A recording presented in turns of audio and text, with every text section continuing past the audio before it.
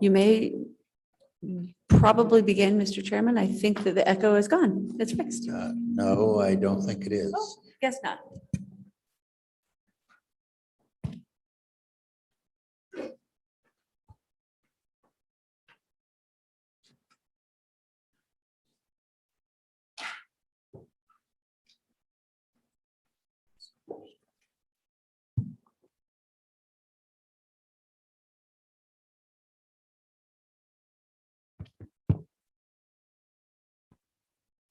Maybe that is that something General, better? hold on just a minute while we see if we can get rid of this echo.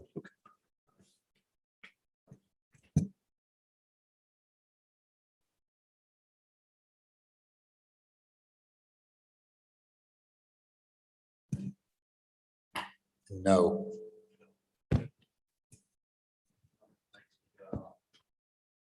One now.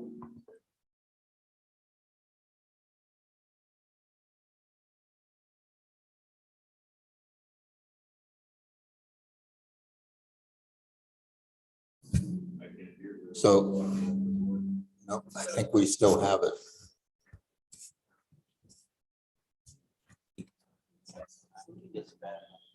Okay, General, why don't you see if you can continue, and if it gets any worse, we'll look at making some changes. Yes, Thank sir. you. Mr. Chairman and members of the committee, so when we left prior to the breaking of lunch, I just talked about the two assessments from the commanders of the Army National Guard and the Air National Guard. And so now really we come to my overall assessment as the Adjutant General. And based on what I found from South Dakota's look, what I observed from the DEOC survey, the IG's sensing sessions, and really my own personal walking around the formations. And I'll tell you, there's a narrative out there that they won't talk to the general, that our soldiers and airmen are somehow reticent to do that. I will tell you that I haven't found that to be particularly true. Our soldiers and airmen have not too many issues of telling me where I'm doing wrong, when I'm jacked up, where maybe maybe I can do better. So as I go across there, I will tell you, I do not believe that the military department has a systemic issue with sexual assault or sexual harassment. I do believe that we have some individual bad actors and potentially some units where we need to make improvement in order to make us the organization that we need to be. We were talking prior to lunch about this film, The Invisible War, which at the time, the Adjutant General Director Reiner had us view that back in 2011 and 2012. And I tell you, it was such an eye-opening event for most people. And what it depicted was a documentary on how some of the victims in the military across all the services were treated at that time. And it was, frankly, it was sickening if you sit and watched it, about what they had to endure and what they had to put up with. And it's pretty easy to come as a leader of the organization to come to a point where you say, we cannot tolerate, nor will we allow that to happen. And as we sat back and thought through that, we have made so many changes in the military and the Wyoming Military Department since that time to continue to keep better at it. And our commitment is to keep going forward, because we never want our people to have to experience what those folks did. It's called The Invisible War, and I commend it to you if you get a chance to see that at some point. But I will tell you, it is not a joyful event. It's pretty terrible. It's going forward. So I think what I observe, my assessment here is we do a really good job of taking care of our victims once it happens. We have some great resources. We have some outstanding people that care for our victims. Our focus must now be on prevention. And to that end, that's where we get after that. Hey, alcohol almost always plays a part. And once you leave our wingmen and our battle buddies, that's where our danger begins. So we've instituted some corrective actions along those, particularly in our student flight, which is our young airmen that have just joined, and our RSP program, which is on the Army side, same kind of program. And so nobody leaves the state now without a briefing on what can happen and what the awareness is, to get that to make sure that we have that going. We don't allow, excessive consumption of alcohol. That's just not a thing done in the military anymore. And on none of these occasions is it a result of some sort of military hosted event that somebody was victimized. So we'll continue to get after that. But this thought that we would tolerate anybody that says something inappropriate, or worse, anybody that committed an assault is where we got to get after it. And we, any complaint, any report, any suggestion of inappropriate behavior by our soldiers and airmen, we take it seriously and we investigate each and every one, and we'll continue to do that. So overall, I will tell you that there is some improvement to get done. I'm not going to shy away from that. We have a commitment to our force and our people to keep getting better in that area, sir. If I move to slide 40, I identified some of the gaps in the military department as we observed going forward as a result of this report.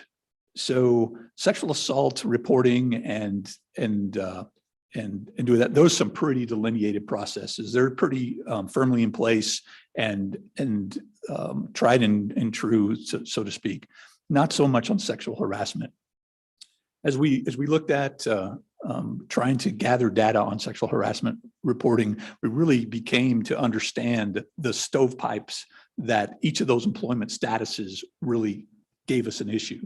Each sexual harassment one is held up differently, and there is no central repository at the military department or anywhere else that sort of collects this data and attempts to get after trends. So that's one of the things we're going to get after that. So each of the sexual harassment thing is reported differently.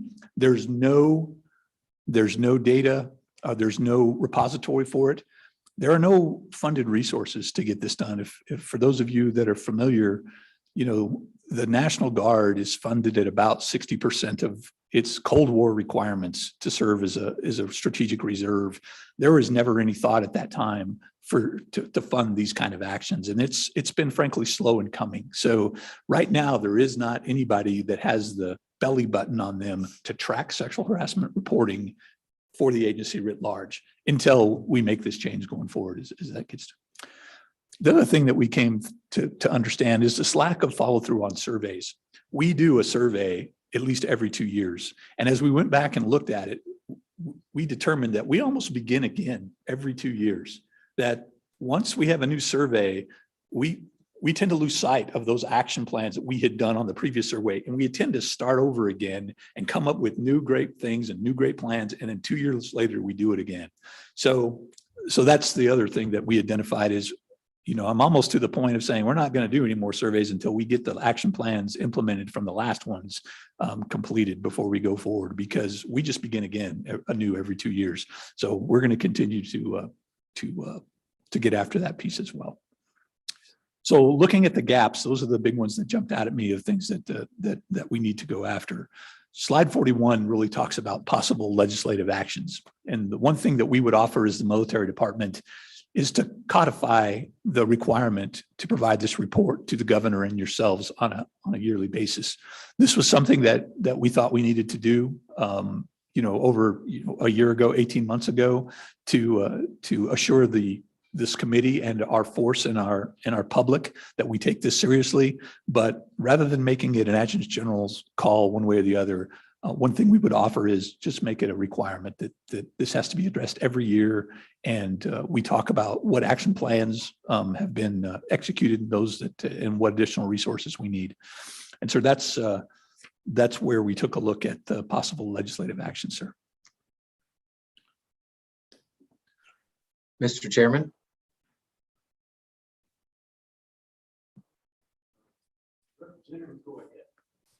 Yeah. Go ahead, Representative. Thank you. General, would it be possible to get the previous surveys and the previous results from those surveys?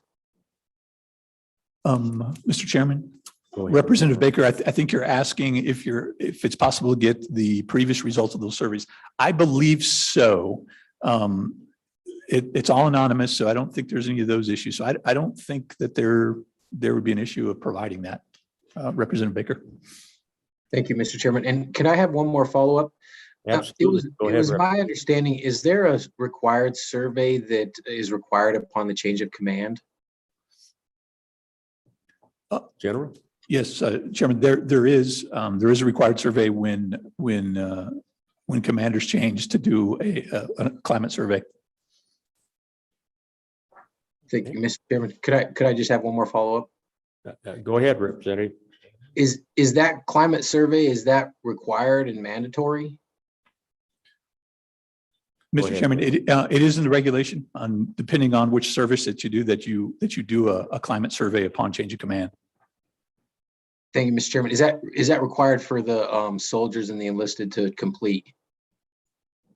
I'm sorry, I didn't Go hear ahead, that. General. I'm really having a hard time It- hearing the is that- representative. Yeah, sorry, Mr. Chairman. Is that required for the soldiers to complete? Required for the soldiers. Oh, yeah. And I believe he's referring to the climate survey. Yes, Okay, sir. General. So, Mr. Chairman, Representative Baker, it's a requirement that they do it.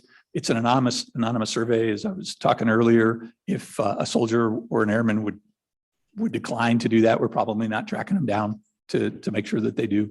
But it's expected that they do. Okay, you good, Representative? Okay, committee. Senator Furphy.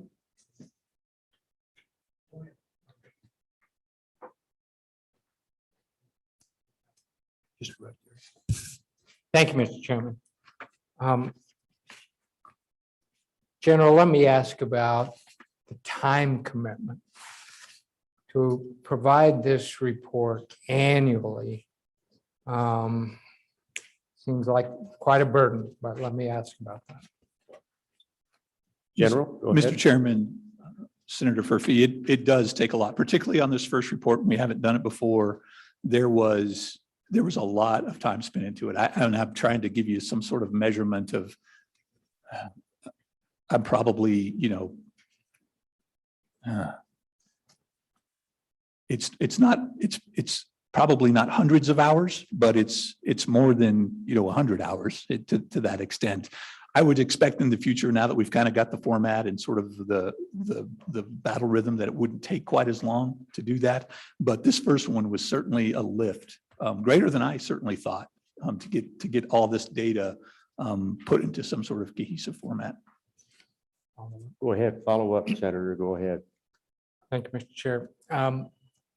What I'm wondering about is if did it every other year, something like that. Since the data is not going to change that often annually, and since it requires that much time, I just want to know about that. General, Senator Landen, Senator Furphy, that's actually, that probably could align very well with the DEOC surveys as they come out every 2 years to get done after that. So that is certainly a potentiality to do that. I think that's true. On those years that we don't have the DEOC survey, it's probably a back briefing of action plans and that sort of thing. But every 2 years, certainly, sir, would I think would also keep us focused on that as well. okay, committee. Anything else for the general? General, anything else? Sir, I think, Oh, the Mr. only, Co-Chairman. I probably have a closing I statement apologize. when The you, co-chairman has a question. all right, sir. So General, just looking at this, is there anything else in the works besides what you have listed here that you'd like to discuss? Yes, sir, I could. I think there's two things. The sexual assault, sexual harassment report here is to the governor and certainly free to talk to the committee and everyone about that. There are, however, some previous cases that because of the Privacy Act, and I would just remind the committee, the Privacy Act is put in place not to protect the organization, but to protect those individuals. So there are some other cases that are going on that have come out that we're not allowed to talk about. So I did ask the governor if he would appoint an outside set of eyes to come into the military department to take a look at some of those previous cases and our processes and to give a sense of what's going on in the military department. Those things that I can't publicly talk about, I still wanted to give assurance to the public and the committee and our force that we're not hiding anything along that. So the governor ceded to that request. He has appointed some folks to come in and take a look at the military department, and that is ongoing. And I will certainly have no issue of talking to the committee once I receive the outbrief of that report, what that says. Okay, appreciate that. General follow-up, Mr. Co-Chairman? No, I'm Good. Committee? back to you, General, and we kind of interrupted you there. I apologize. Co-chairman jumped in, but take it away for any final comments or finishing up.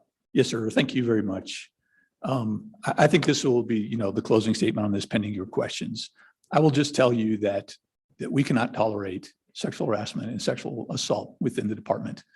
There's nothing that destroys teammates, teams, esprit de corps, anything in this organization than that. And the toleration of that is something that we cannot accept. Absolutely can't do it. The Wyoming National Guard is made up of the people of this state, your sons and daughters, your friends, your relatives, our neighbors, all come to serve here. And we cannot tolerate an organization that would allow something like that to occur and still remain the organization that we need to be. So there is no tolerance for it. And my commitment is that we'll continue to improve and get better at rooting this out.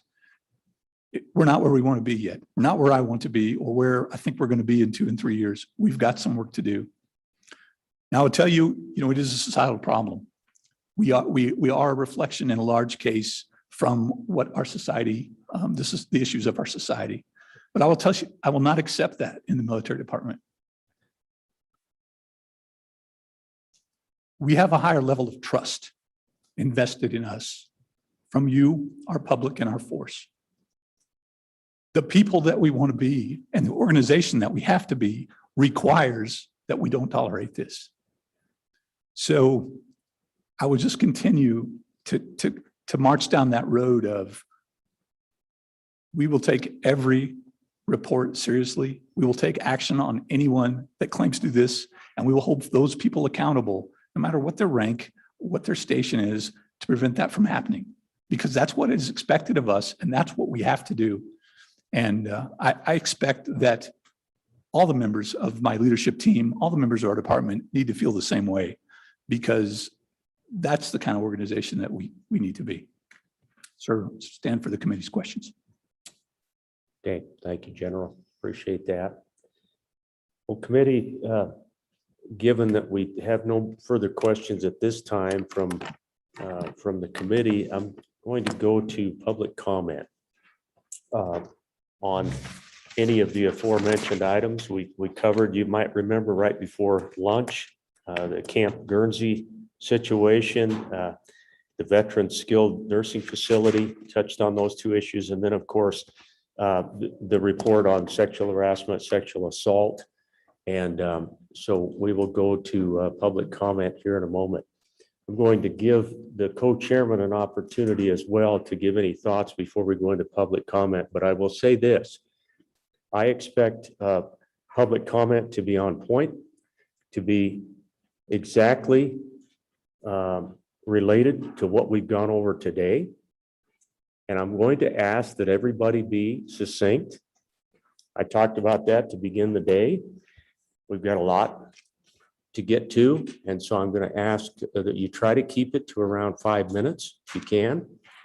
I'll give you some leeway, folks who are going to testify, but I'm not going to give a lot of leeway.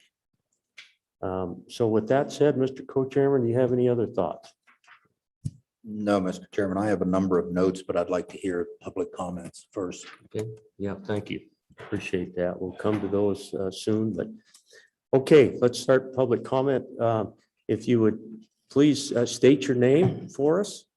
Some of us know who you are, but please state your name for the record and welcome. Thanks for your patience today. Thank you, Mr. Chairman. My name is Marilyn Burton, and I'm a former member of the 153rd Adjournment Guard Aeronautics Wing.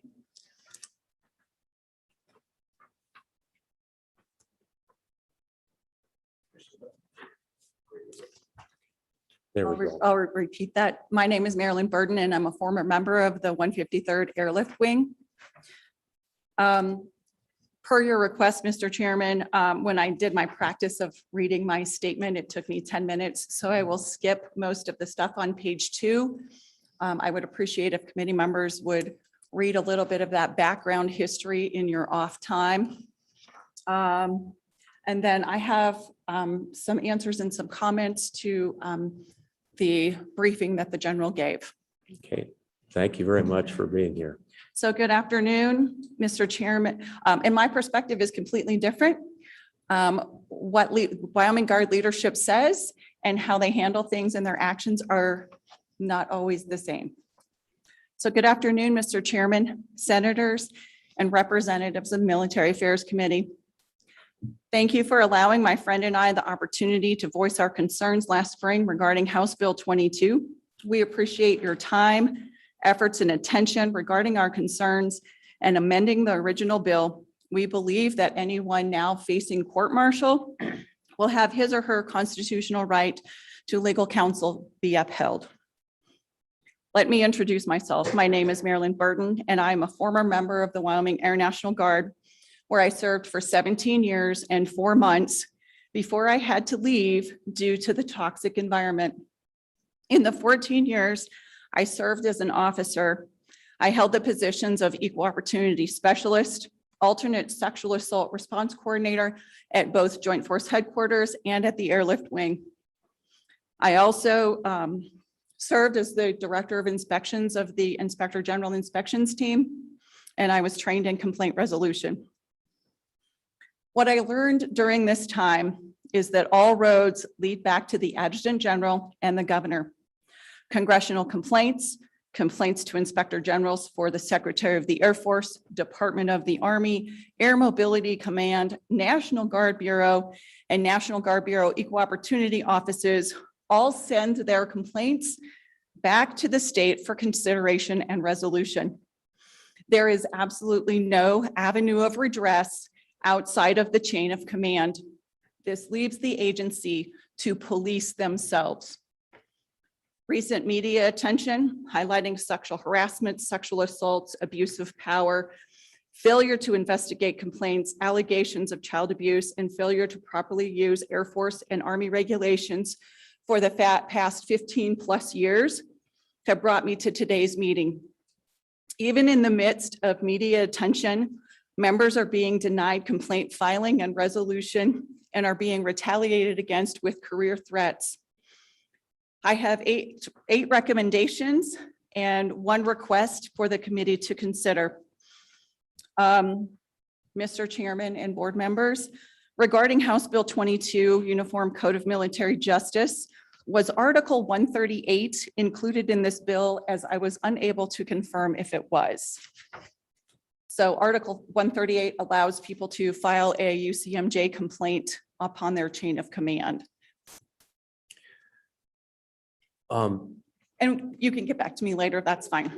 I'm going to have to get back to you. I don't have Okay. the bill in front of me, and that's a long time ago. I forgot what I had for breakfast. All right, So- and there's a little blurb on, I did a copy paste out of what the Uniform Code of Military Justice is. Thank you. Page 2, my first recommendation is for the state to develop an Article 138 process to include what happens should someone feel any member, including the Adjutant General, has wronged him or her. My second recommendation at the bottom of the page is for the Wyoming Military Department to be investigated by an outside agency with results and final reports submitted to this committee. The third recommendation is consequences for illegal, immoral, unethical behavior and toxic leadership styles to be put into place, to include any leader with a substantiated complaint no longer serving in the Wyoming Military Department. The fourth recommendation is for an oversight review board to be established with members from outside the National Guard to review complaints and improper non-disclosure agreements. This could be held on a quarterly basis. Possible members could be from the Department of Victim Services, Department of Workforce Services, and Warren Air Force Base Inspector General's office. The next 3 recommendations that I have come from soldiers and would update the Wyoming Statute 19-7-103 requirements to serve as Adjutant General. As a nation, gentlemen, we have been at war for over 20 years. So first recommendation is that to serve as Adjutant General, the member should have served at least 1 overseas tour of duty for at least 6 months. If you're going to send people to war, you probably should have gone yourself. The second one is to limit how long someone serves as adjutant general to 1 4-year term or 4 years total if appointed to replace a previous adjutant general due to resignation, retirement, or death. One idea from the soldiers I got was to alternate Army and Air. At the end of General Porter's first term, the Army has held the adjutant general seat for 20 years. And then my final recommendation from the soldiers is that applications for adjutant general be sent directly to the governor's office. State law allows lieutenant colonels to apply. When I was still part of the wing, there was a lieutenant colonel who applied and they wouldn't let him apply because they only allow colonels and generals to submit their application to serve as adjutant general to be considered for that position. So state law says lieutenant colonels can apply, chain of command says no. My final recommendation is to write a state version of 5 U.S. Code 3326, appointments of retired members of armed forces to positions in the Department of Defense. This code limits the appointment of retired military members within 180 days of retirement. The intent would be to place boundaries on cronyism, AKA Select Your Buddy program. It is in the best interest of the Wyoming Military Department to have retirees take a 180-day break from service. This allows the opportunity for growth and development of the next generation of leaders. This would prevent members from retiring on a Friday and walking into a governor appointment or a Title V position the following Monday. My request would be there's no waivers or exceptions to this law. My final request is that for the Joint Force Readiness Center auditorium to be renamed after someone who sacrificed his or her life in defense of freedom around the globe. Integrity, character, and morality cannot be legislated. All that can be done is to limit how long people are in power. Mr. Chairman, senators, and representatives, what I'm asking you to consider today is whether you will protect women and children from violent crimes and excessive retaliation as a means to cover up ineffective toxic leadership, or if you will be an accessory to future crimes and support and defend toxic leadership. Thank you for your time and consideration. Are there any questions? Committee, questions? Any questions? I find it interesting that the general said all complaints are investigated. My complaint was not investigated, and I know of at least 6 other people whose complaints were not investigated. Okay, thank you for being here today. Appreciate it. Very well done. Okay, who's next? Mr. Chairman? You do have a question? I do Co-Chair? have a- Okay, I'm sorry. Can you stay put? We do have a question. Ms. Burton, Absolutely. you mentioned Mr. in your Co-Chair. last paragraph, thank you, Mr. Chairman, children. Are you aware of any children having been assaulted or discriminated against in this manner? So there was a state senator who had a press conference, and the person who spoke used to be an employee at Camp Guernsey with the Youth Challenge Program or Cowboy Challenge Program. And that person had allegations that some of those teenagers had experienced different types of abuse, blanket parties, and who knows what else. So as long as they're being investigated, that's all that I ask, sir. Thank you. Committee, any questions? Okay, I think we got them that time. So thank you very much. Appreciate you taking the time to be here. Appreciate your recommendations. Thank you. All right, and I have a couple questions that I can answer.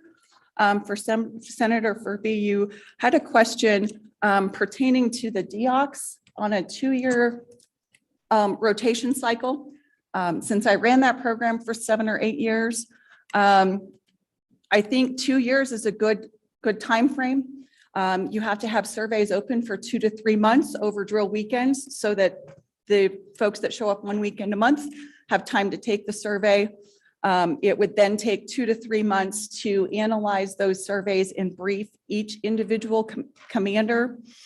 When I was in the Guard, I served on a focus group, which then takes 2 or 3 months, and they brainstorm their topics and come up with possible solutions. And that right there is about a year. And then you have to, about another year to implement those changes and see what kind of impact that they have. Is, I think, 2 years on the DEOCs at the state level is a good amount of time. On the general slide, slide number 21, it was the comment was something about not being able to track issues worked at the squadron level. There's a new Air Force instruction for the Equal Opportunity Program, Air Force 36, AFI, Air Force Instruction 36-2710. Paragraph 4.8 is commander worked issues. And it says commanders will provide installation equal opportunity office with a commander worked issue worksheet detailing equal opportunities issued within the unit to include commander directed investigations for tracking and monitoring. Note at the bottom, for Air National Guard, commander work issues will be annotated on Air Force Form 1271. If a command-directed investigation is completed, the Air National Guard must be the subject matter expert. So I can give this to the Air folks. I'm sorry, I'm not as detailed on processes for the Army. Thank you, Marilyn. Appreciate that. Okay. Nothing, committee? Oh, Senator McEwen? Thank you, Mr. Chairman. I guess my question is, I understand the requirements for somebody to be an adjutant general, but I'm wondering where that policy gets hung up. Is it actually the governor not accepting those applications or the chain of command? And I'd really like to know where the problem is. Thank you, Mr. Chairman. Ms. Burton, can you delve into that a little bit for us? And Mr. Chairman and Senator McEwen, I left the Air National Guard as a major, and I just retired 2 weeks ago from the Air Force Reserve as a major. And I think those decisions were made way above my pay grade. I just had a supervisor who tried to apply, who was a lieutenant colonel, and he came back to the office frustrated because somebody at headquarters told him he couldn't apply because they only send forward packages from colonels and generals. follow up, Senator? Just one quick follow-up, Mr. Chairman. But my question is, are they not sending the packets forward because the governor's office doesn't want them or has made that policy at their level? Or is it the chain of command? Mr. Chairman Ms. Burton. and Senator McEwen, I don't know the answer to that question. Mr. Chairman, I think that's a good one for us to figure out. Okay, thank you, Senator. Ms. Burton, thank you again. Appreciate that. Thank you, sir. Thank you. Committee. Thank you. And by the way, we would normally give opportunity for a legislator to go first, but Senator Bouchard asked to go second. So that's why the senator, I think, is coming up now. So welcome, Senator. Thanks for being here today.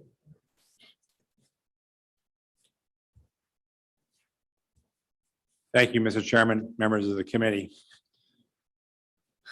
You know, I brought a file with me and I kind of put it away because we don't have time to go over everything here. And I wrote some scribble down here. And everything that I've listened to is related to this because what's going on here is we've talked about a lot of procedures and things that in the perfect world may work if everybody was doing their job. There's cases that are very specific, and I'm going to start where I got involved in this. And it was a constituent in my district. Senator, you're going to be careful on specific cases. Thank you. I will, I'm not going to mention any victims' Appreciate it. names. Mr. Chairman, I want you to understand that there was a video put out by the general that he mentioned the victims' names. And I want to be very careful that we don't do that here. Okay. For thank that you. very reason. Okay. So there was a bolo. Does everybody know what a bolo is? That's a be on the lookout. So that means when you drive on the base and you show your ID, they punch it in a screen and it comes up yes or no. Either has a red screen or a green screen. And that's how this all started with me, because there was one complaint about that happening. And then there was a second complaint. And the second complaint really got me because it was a person that had their kids in the car after being retired 2 years.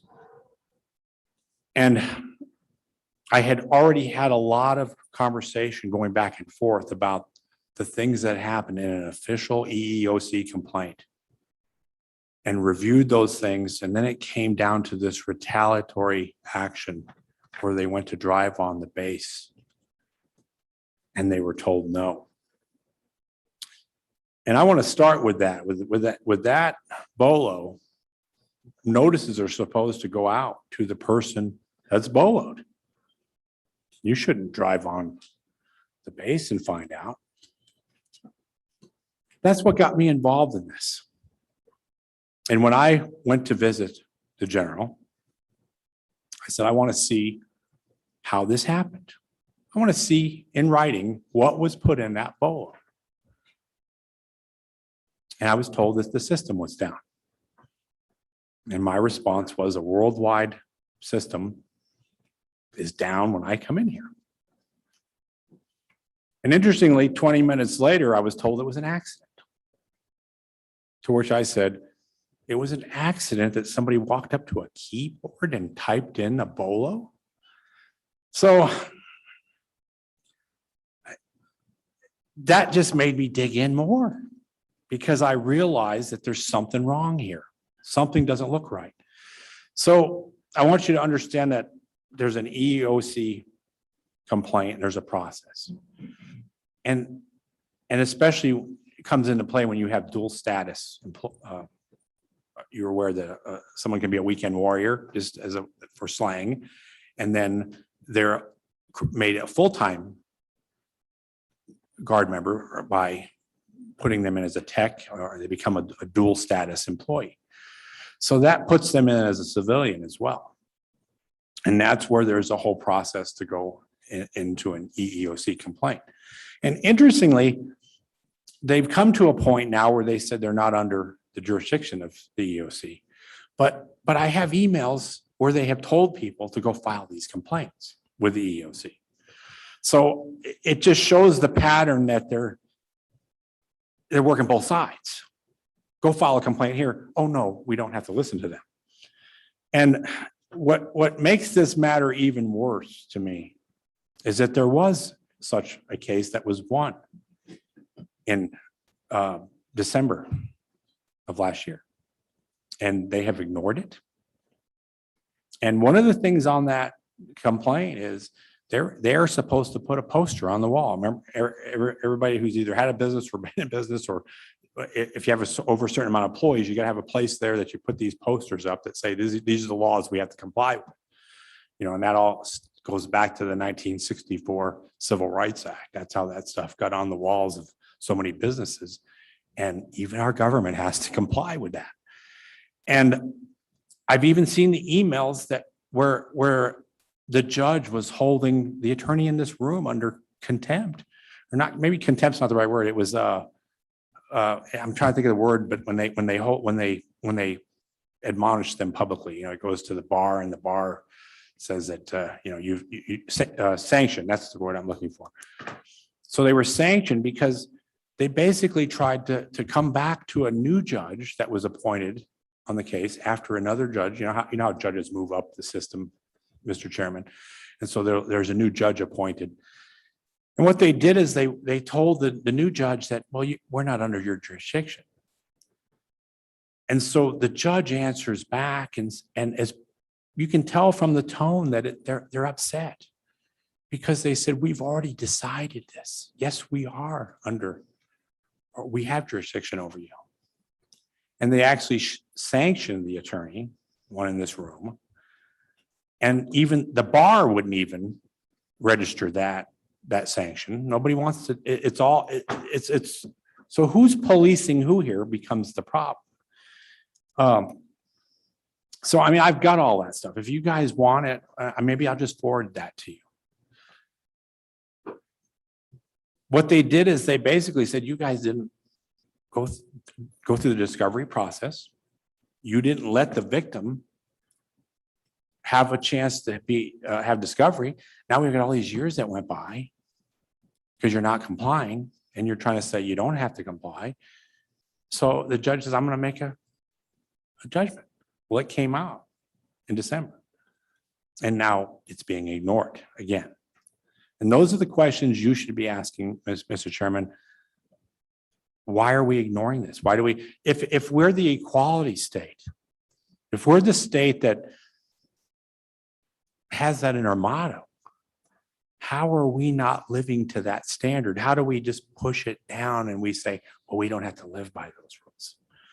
And I have all of that on documentation.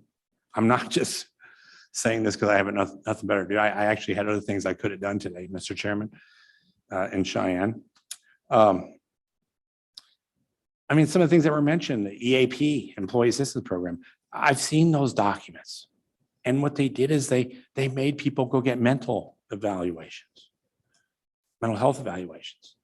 I mean, it's all like it was all inclusive to keep it inside and let's figure out a way to get rid of this person or retaliate. And that's the problem. Everything that I've seen comes back to some sort of retaliation. Okay. And that's where the real problem is here, Mr. Chairman.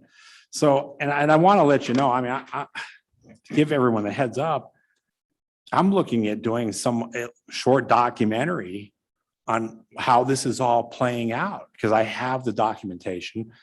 And I'm also going to in contact with, or going to be in contact with one of them. I've sent emails, but I'm going to be in contact with both the DOJ and the EOC. So I'm not sure I have a solution that you guys could do right away, because the problem I have is if we have people on the inside of the circle, I just don't trust the process for people to be, for wrongs to be righted.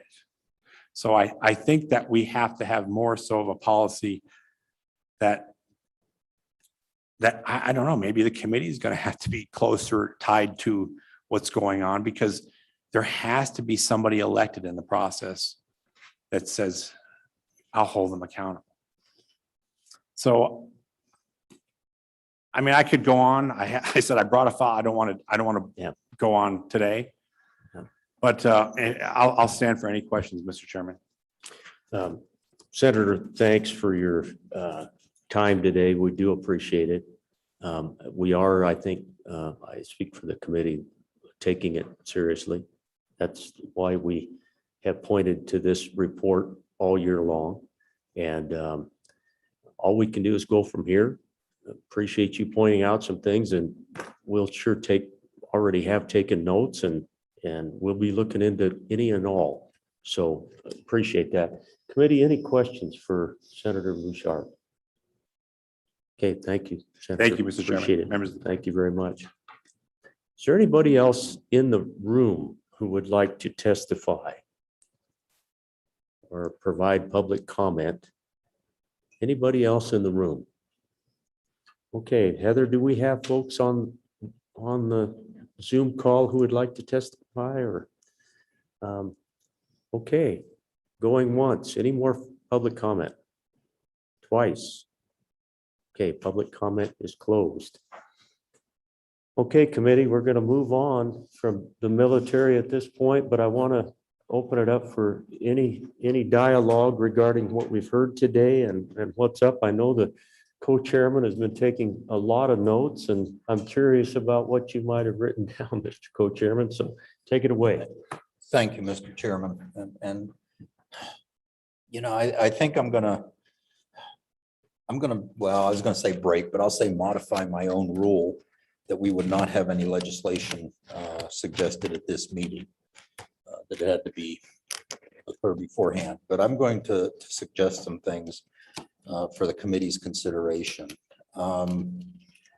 And you, please give me a moment because I have plenty of notes and I'm trying to distill this to what I think will make the biggest impact the quickest in that. So one I've heard is to make the annual report that we've seen, provided the report to be provided annually. And I would put that into legislation, that report be provided to this committee and to the governor's office and whoever else on an annual basis. And that would be So, I Mr. would suggest a Co-Chairman, bill on that. you're suggesting that we draft the Legislative, bill. draft a bill.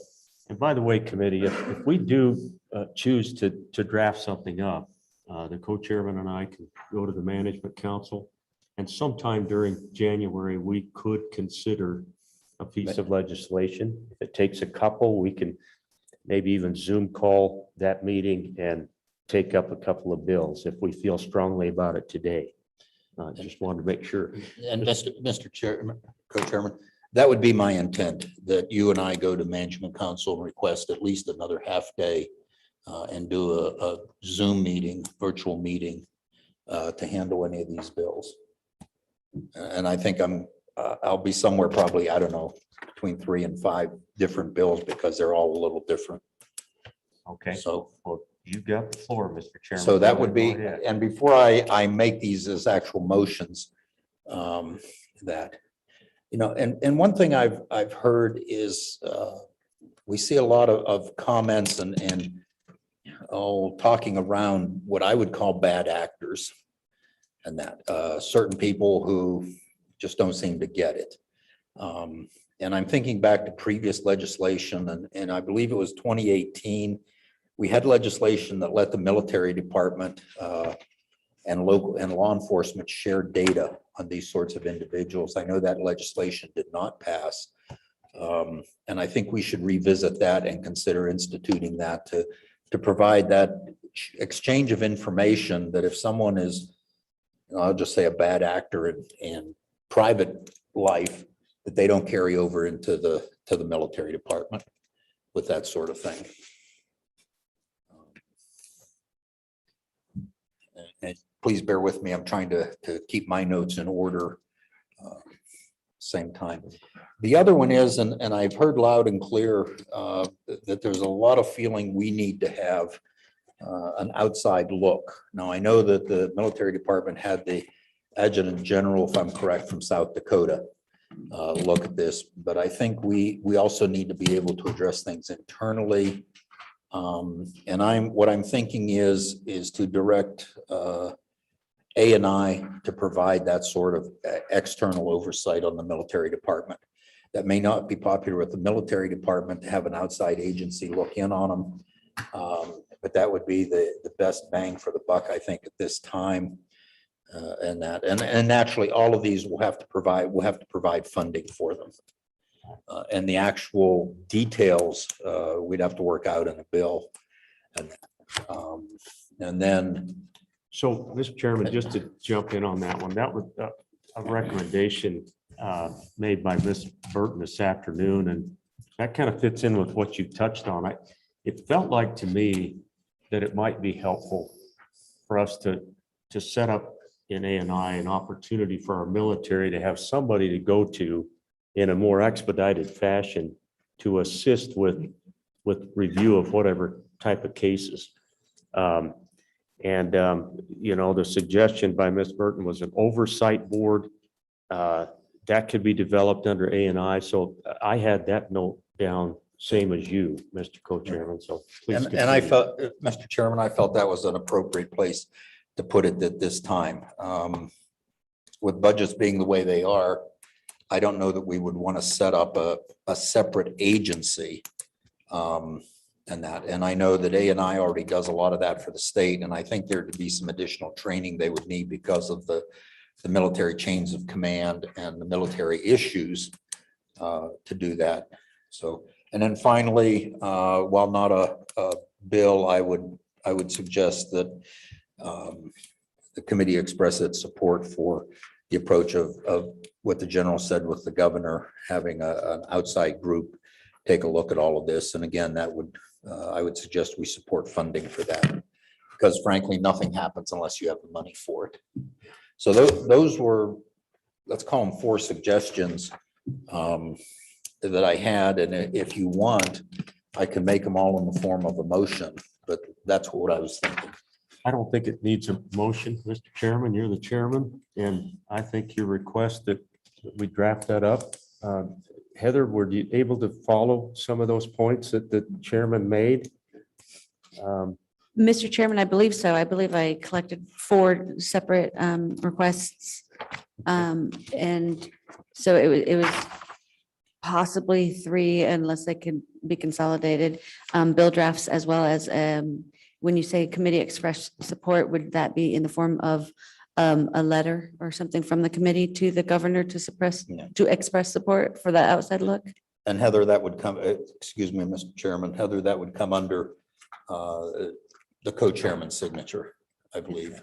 Okay, Mr. Chairman. And additionally, Mr. Chairman, I just wanted to put it out there that it appears as though in January, that first week of January is the 3rd, 4th, 5th, 6th, and 7th. And it appears as the Management Council is meeting on the 6th and 7th, which are the Thursday and Friday, but the 3 days before that might be open if the committee is thinking about that.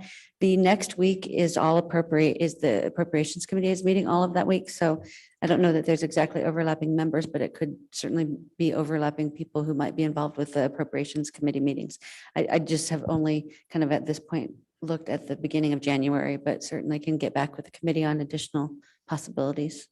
Thank you, Heather. Appreciate you looking real quickly when the chairman brought that up. Those 2 weeks, committee would probably be my preference if we need to carve out a half day and get our heads together. I'm seeing some head shaking, yes. And I think, maybe the Tuesday of that second week that you referred to, even though appropriations is meeting, I don't think that it would involve the 3 or 4 chairmen who are on this committee. I'm kind of looking down the row. So let's kind of tentatively look at that committee.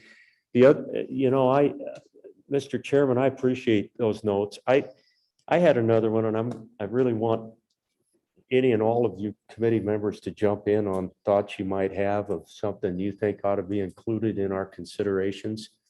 I just wanted to have a quick conversation about one of the recommendations by Ms. Burton, and really appreciated all of them. But I think the one in particular regarding the Adjutant General, I think we always have to recognize that is a political appointment, period.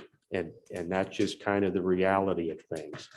So often, fortunately or unfortunately, there's going to be situations where applications just aren't going to be sought, because a lot of times our agency heads in government, as you know, are just hand selected by whoever's elected governor. The other issue with that recommendation, particularly the one that must have certain kinds of service. I think we always, in the legislature, we always try to be very careful with pigeonholing too much on that front, because, for example, now we don't have any wars going on. We don't have any foreign conflicts, and hopefully that'll last for a while.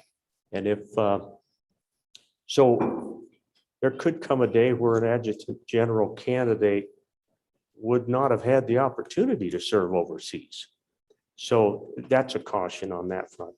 Just wanted to address that particular recommendation and say that probably not right now will we include something like that in a bill for January, at least not on my recommendation. So hope that helps a little bit.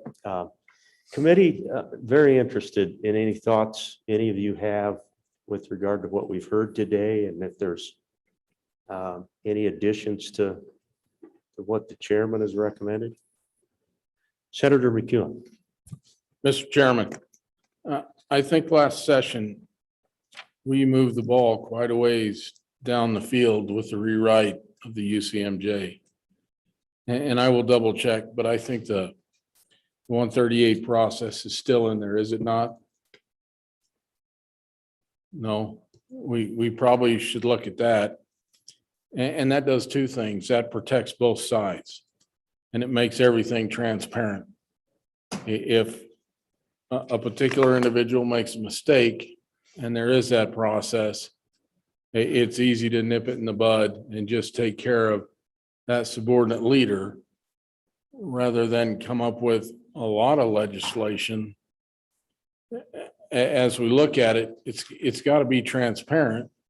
And I don't believe the entire Wyoming Military Department is running amok. Having said that, my guess is, seeing some of the cases, there are a few that might be.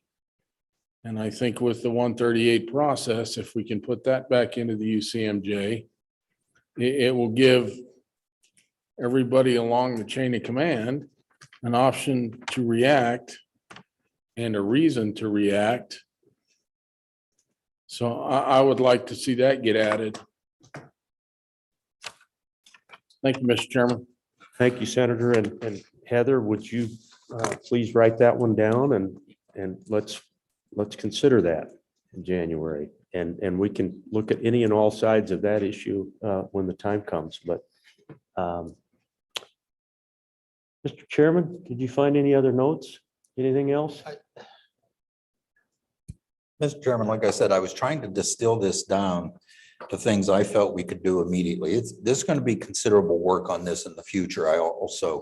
But I think we need to move on from saying, well, we'll look at it to actually doing some things. So that's why I would suggest those for right now. That doesn't mean it's the only things we'll have. But I think right now it gives us a start that we need to move forward. You can only study things so long. Well, thank you, Mr. Chairman. I feel the same as you do. And I think that's a pretty good start, committee. We can take up a couple of things that we think might help. We'll work them through and look at them in January. And tentatively, I've kind of indicated a date we might look at.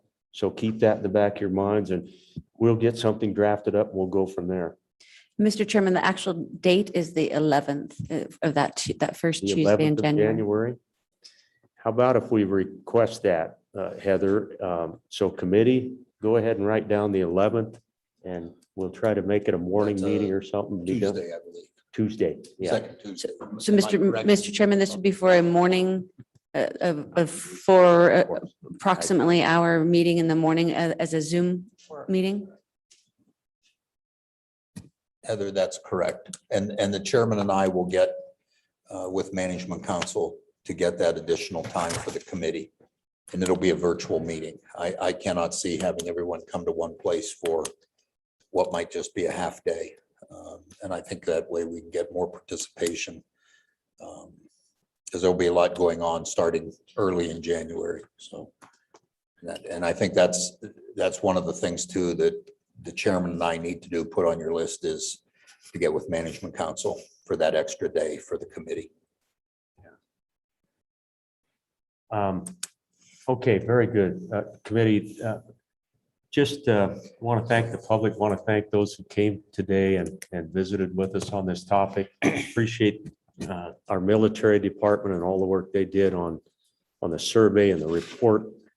As you can tell, we take this very seriously. We cannot fix things that have happened in the past, but we can do everything possible in our power to try to improve things.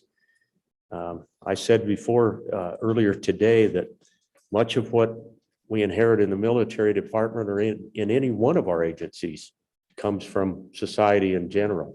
And we've got a long ways to go on all of these fronts. I spent the better part of my professional career dealing with things like this. And so I've got a little bit of a track record myself in knowing that we've got lots of work still to do. But I think the committee is willing to do that. I know the military department is, and we're gonna As the general said, we're going to strive to do better. So let's move on. Committee, Mr. Chairman. Mr. Chairman, one last thing. The support for the governor's initiative that the general mentioned. I think we can handle that pretty much immediately.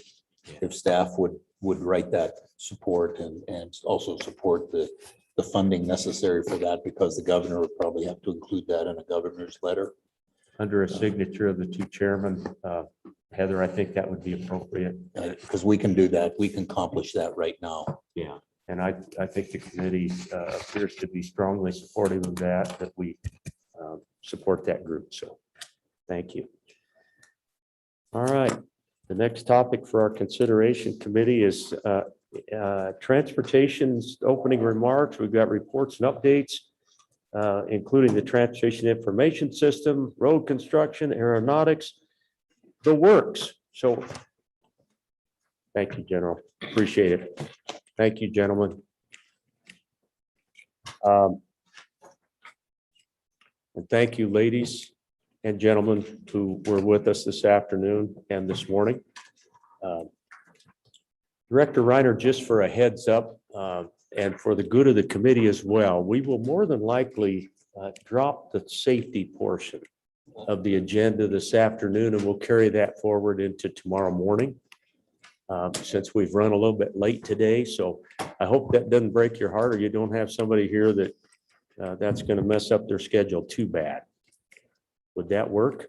Mr. Chairman, we're good. Okay. We will serve at your leisure, and I think we've got plenty of time tomorrow. Okay, so committee, we're gonna take up safety first thing in the morning. And so we've got a couple of topic areas and we're gonna jump into it right now. So welcome, Director Reiner.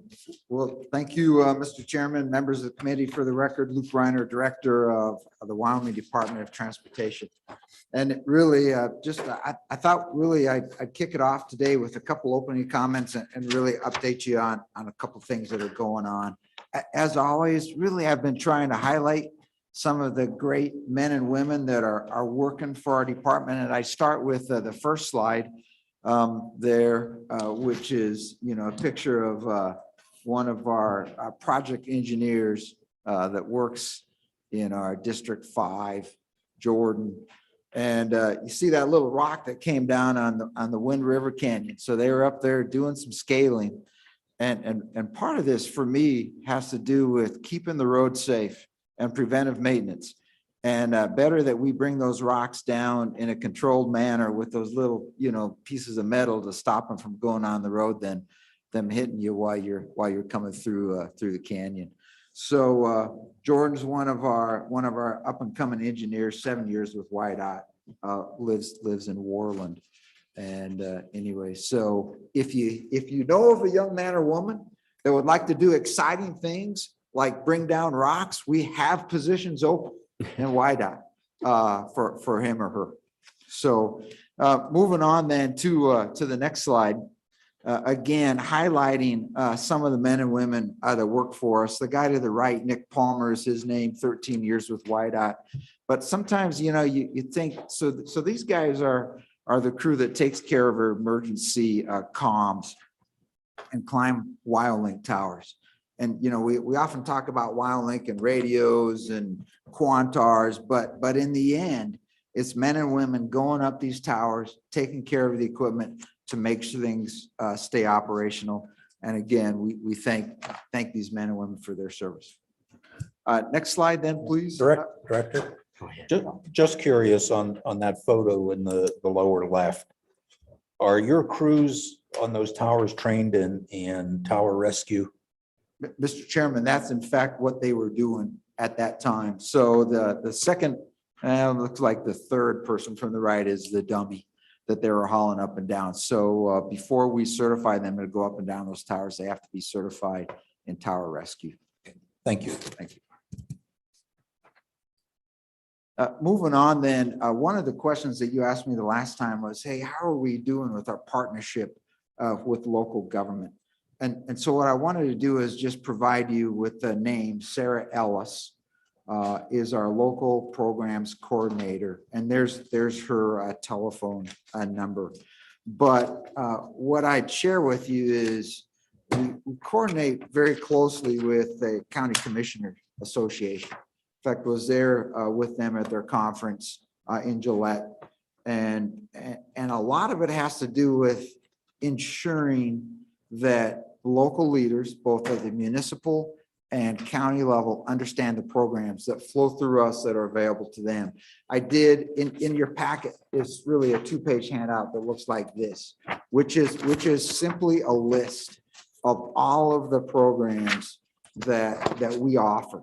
And probably one of the key codes on there is on the left that talks about, hey, is it available to the county? Is it available to municipalities, or is it both?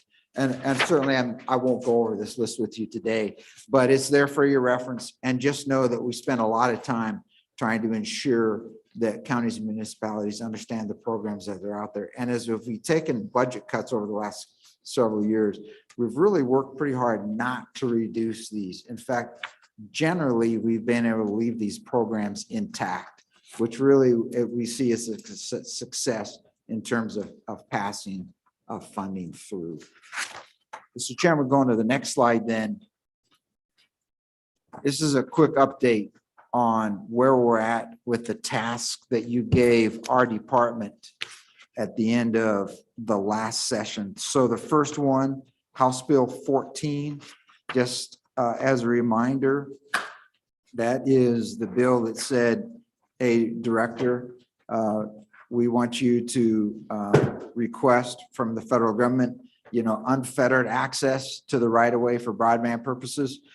And so I have, as indicated here, really been in close coordination with Forest Service, BLM, and Federal Highway, looking for options to that issue. In fact, I was on the line with Federal Highway just as recently as last week, and we'll continue those discussions. I did go to DC and sit down personally with all 3 of our Wyoming delegation to talk road ahead in this manner. It is, it's not easy. And then the last requirement there was a letter to go to those agencies, specifically the federal land management agencies. That letter, I suspended myself for then in November. I signed a version. I was going to send it out actually today. I got some late changes from a stakeholder. So I'll sign it when we get back to the office and send that out probably Wednesdays. So Director, it struck me the other day, given the action taken on the infrastructure bill at the federal level, there's a big chunk of that is aimed at broadband development. It sure seems to me like if the executive branch has any influence over the agencies, that they might be a little more amenable. Have you sensed any of that? In other words, BLM, Forest Service, et cetera, you would think that they'd want to roll out this right-of-way opportunity. Have you sensed any of that? Mr. Chairman, unfortunately, no. There's, as we've discussed with this issue with them, there's really been no malice from at any level, but the discussion at every level is the U.S. Congress has given us a task. We're the permitting agency and we'll write the permits. And it will take as long as the federal government requires. And sometimes that's longer than you would wish. And so, Mr. Chairman, I mean, that's probably pretty blunt, but that really is what we've discovered. So we'll see. We really, with Federal Highway, had thought potentially we had found a workaround because really part of, I guess our strategy has been, hey, let's fully understand the law. And then let's look for a logical workaround to accomplish the goals of all parties. Because, Mr. Chairman, I agree with you. It's in this nation's best interest to rapidly permit broadband in the right of way. And in fact, there's been lots of legislation and executive orders to that intent put out. But in the end, it's still taking a while. Thank you. Representative Henderson. Thank you, Mr. Chairman. Mr. Chairman, Director, are you saying that if they've gone through all the process to get a permit and lay down, conduit, for example, the first operation, sure, they've got all the permits, and then all somebody wants to do is run some more fiber through that existing conduit, that you got to go through everything again, or am I reading that wrong? Director? Mr. Chairman, Representative Henderson, no, that's not what I was saying. So the discussion there with the permitting process would be the initial permit to put You're talking about the first time through. the first time through. So there is no permit required. If you have an empty conduit, there's no permit Okay. required, which is one of the benefits of having empty conduit in the ground. As, Director, continue. Thank you. Moving on then, for the driver's license requirement, visual acuity, those rules are at the Attorney General's office now and waiting final review. So that one's progressing nicely. The large wildlife project funding, as we discussed the last time, Dry Piney Wildlife Crossing is well down the road. We've had an initial public meeting and would certainly expect to start that project in the spring. Director, remind me, what's the cost of that project, please? Do you recall in general numbers? Yeah, Mr. Chairman, the general cost is about $14 million. Thank you. In terms of House Bill 86, off-road recreational vehicles, those rules went into effect the 1st of July, and I believe we have an amendment to those rules that will be proposed this next year. The game roadkill is progressing nicely in terms of rules and in terms of reports. The annual air service report was filed 30 September. It is in your packet. And the Transportation Information System quarterly update was also filed and is in your packet. I would like to point out one on the Transportation Information System report, page 3. There's actually a chart that we put in for the first time, which really we thought was important to talk about. And you won't see a slide on that, but it's a chart that basically looks like this, which shows the RIS in the middle and then counties off to the left, and then multiple databases to the right. And because oftentimes what we hear from some parties is, hey, really, we don't use RIS a lot. And some of this discussion came up in front of joint appropriations the last time we were there. And so that can be very true that some counties don't use RIS a lot. However, the discussion really became, and I think what's important for us always to realize is there is a statutory requirement that counties provide information into RIS within 3 days pending vehicle registration. And then that information goes into about 50 plus different databases, which certainly are tapped by entities that work at all levels of government, municipal, county, and state. For example, if a sheriff pulls over an individual on the side of the road, the databases they access have been populated from RIS, which is populated from the counties. And so that's why I think the relationship as we talk RIS and all of the entities that are involved are so important. And so we'll just share that with you in terms of that report. Mr. Chairman. Mr. Co-Chairman. Thank you. Thank you, Mr. Chairman. Director, talking about that in the counties that do not use RIS directly.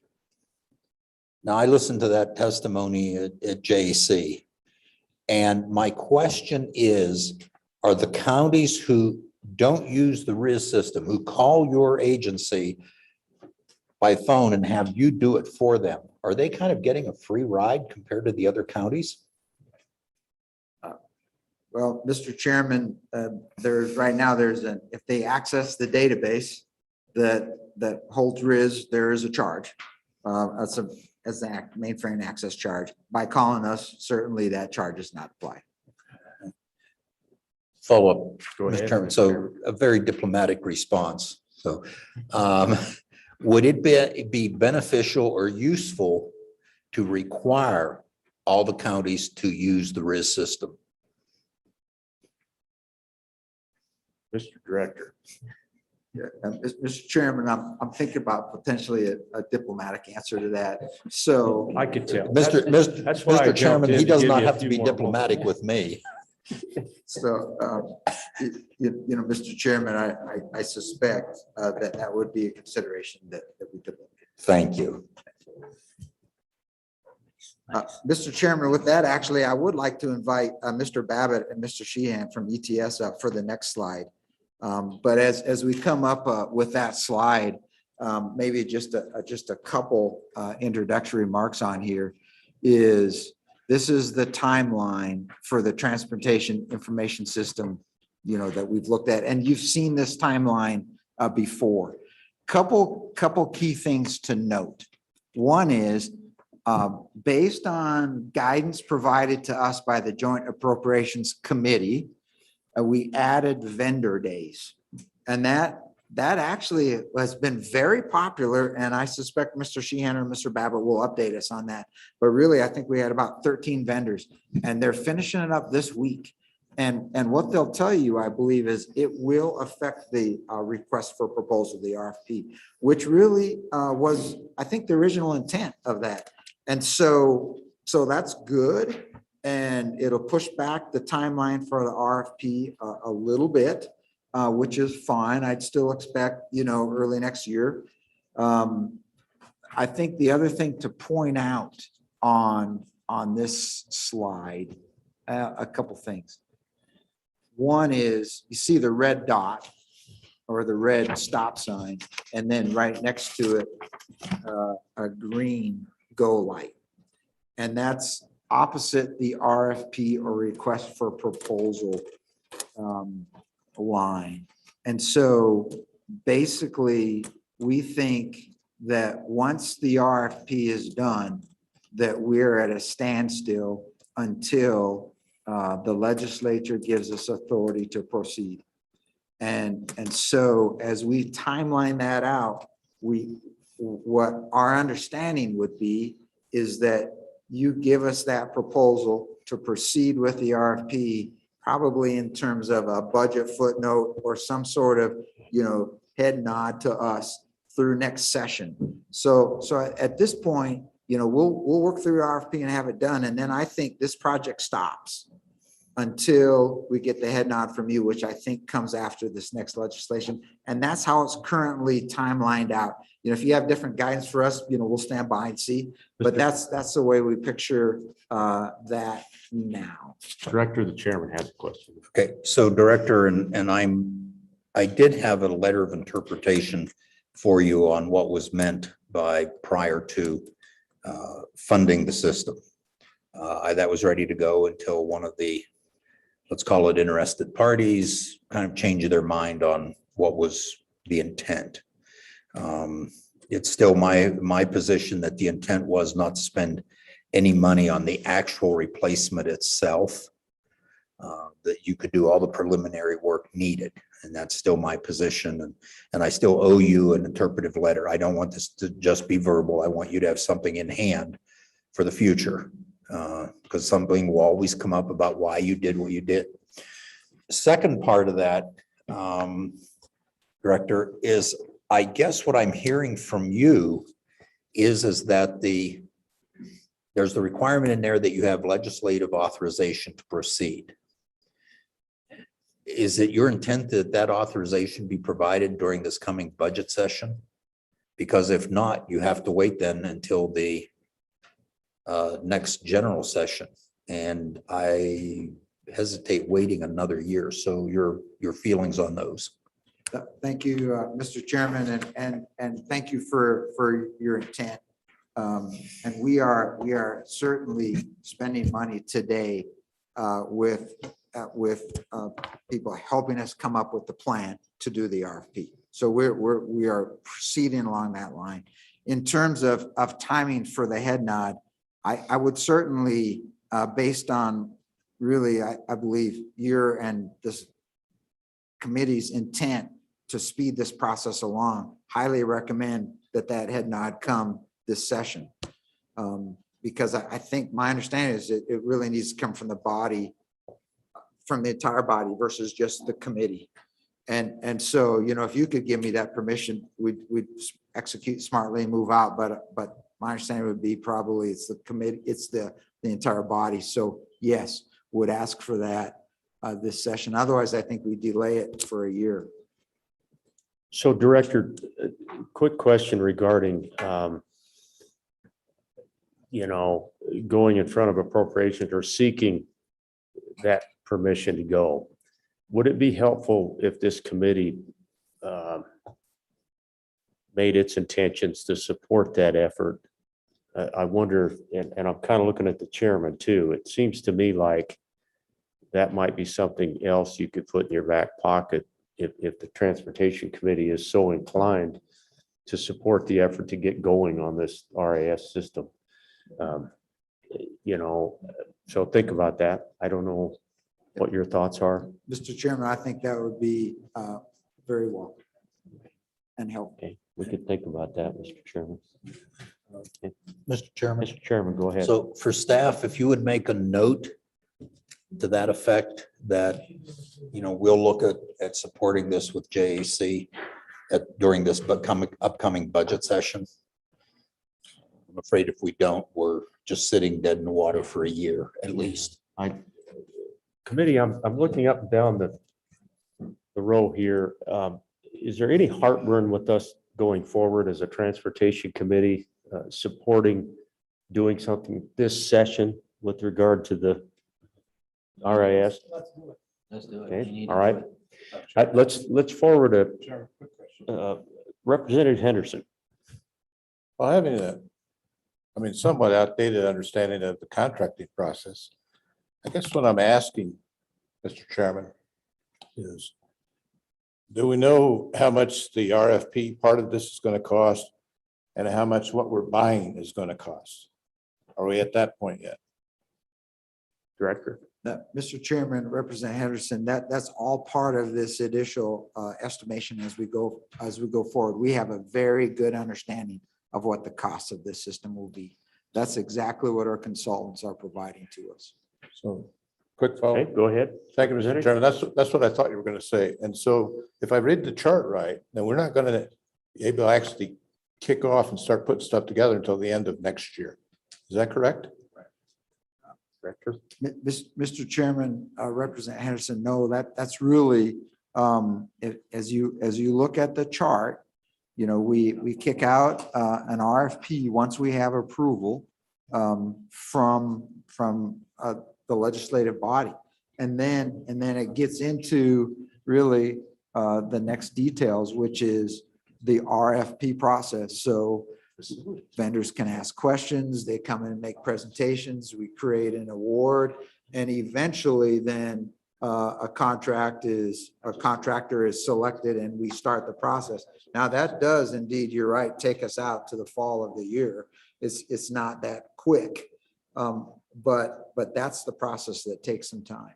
So thank you. My final question. Representative, go ahead. My final question then, sir, Mr. Chairman, is how do we protect ourselves with regard to the changes in technology as we go through this process so that we're adaptable, if you will? You know what I'm saying? That might be an ETS thing. Mr. Chairman, with your permission, we'd certainly like to put Absolutely. this to my right. I was already looking that way. Yeah. Gentlemen, thanks for being here. Good to see you. Mr. Chairman, Timothy Sheehan, Interim Chief Information Officer for the state of Wyoming. So Chairman, Representative Henderson, I think that's the intent of why we are going through this vendor days presentation process. What we're doing is looking at what has been done and what other vendors believe can be done. And by considering those concepts that we're learning about and documenting, we can include that in our RFP. Did I pick up on the notion that somebody else might be able to benefit from this system? Is that at all what you just alluded to? Or are you just examining what is today as what we would go forward with? It just strikes me if we're gonna put together this kind of system, is there anybody else out there in our agencies or otherwise who might benefit? Mr. Chairman, I could somewhat say I probably alluded to both, and that answer is yes, we do believe there is the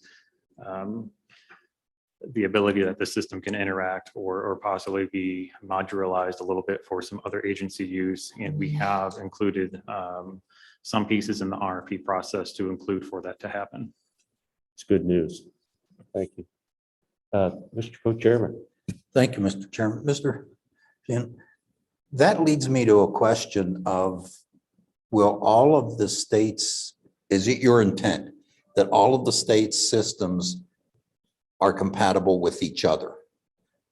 This will be a very large system tied into numerous state agencies, or they're tied into it, however you want to look at it. But that everything is then compatible throughout the state. I guess what I'm asking is I don't want to get into a situation where we have one agency that can't communicate with another one or with the system. Is that the intent? Mr. Chairman, Mr. Co-Chairman, I think that's partial intent. I think it would be unfair to say that every state agency system could possibly interact with this system. There's various levels of compliance or regulatory pieces that could interfere with that, thinking of health data or criminal justice data, that sort of thing. But I think there are modular pieces that we could look at. A simple concept could be, could we standardize how we as state employees and our constituents manage our identities and how we log in across systems. So I think those are the types of components that we want to try to look at. So committee, that kind of gives us an idea of where we are in the process. And just to finish the thought, Heather, I think that memorandum to the Appropriations Committee from the chairman of Transportation Military Affairs, supporting everything we can do to move that project forward and seek approval during this session would be appropriate. So thank you very much. Director, back to you. Thank you, Mr. Chairman. I would simply say also in regards to this, that the third-party fee charge, those rules are in the AG's office for final review. And I'd also really like to thank publicly, Interim Director Sheehan and UW and my team at YDOT for really working collaboratively together in this process, because it's certainly been a collaborative approach. And really with that, I would just see if there's anything that either one of you gentlemen would like to add about really an update to this group and how this is going. And maybe specifically you talk a little bit about vendor days. Go ahead, gentlemen. Thank you for being here.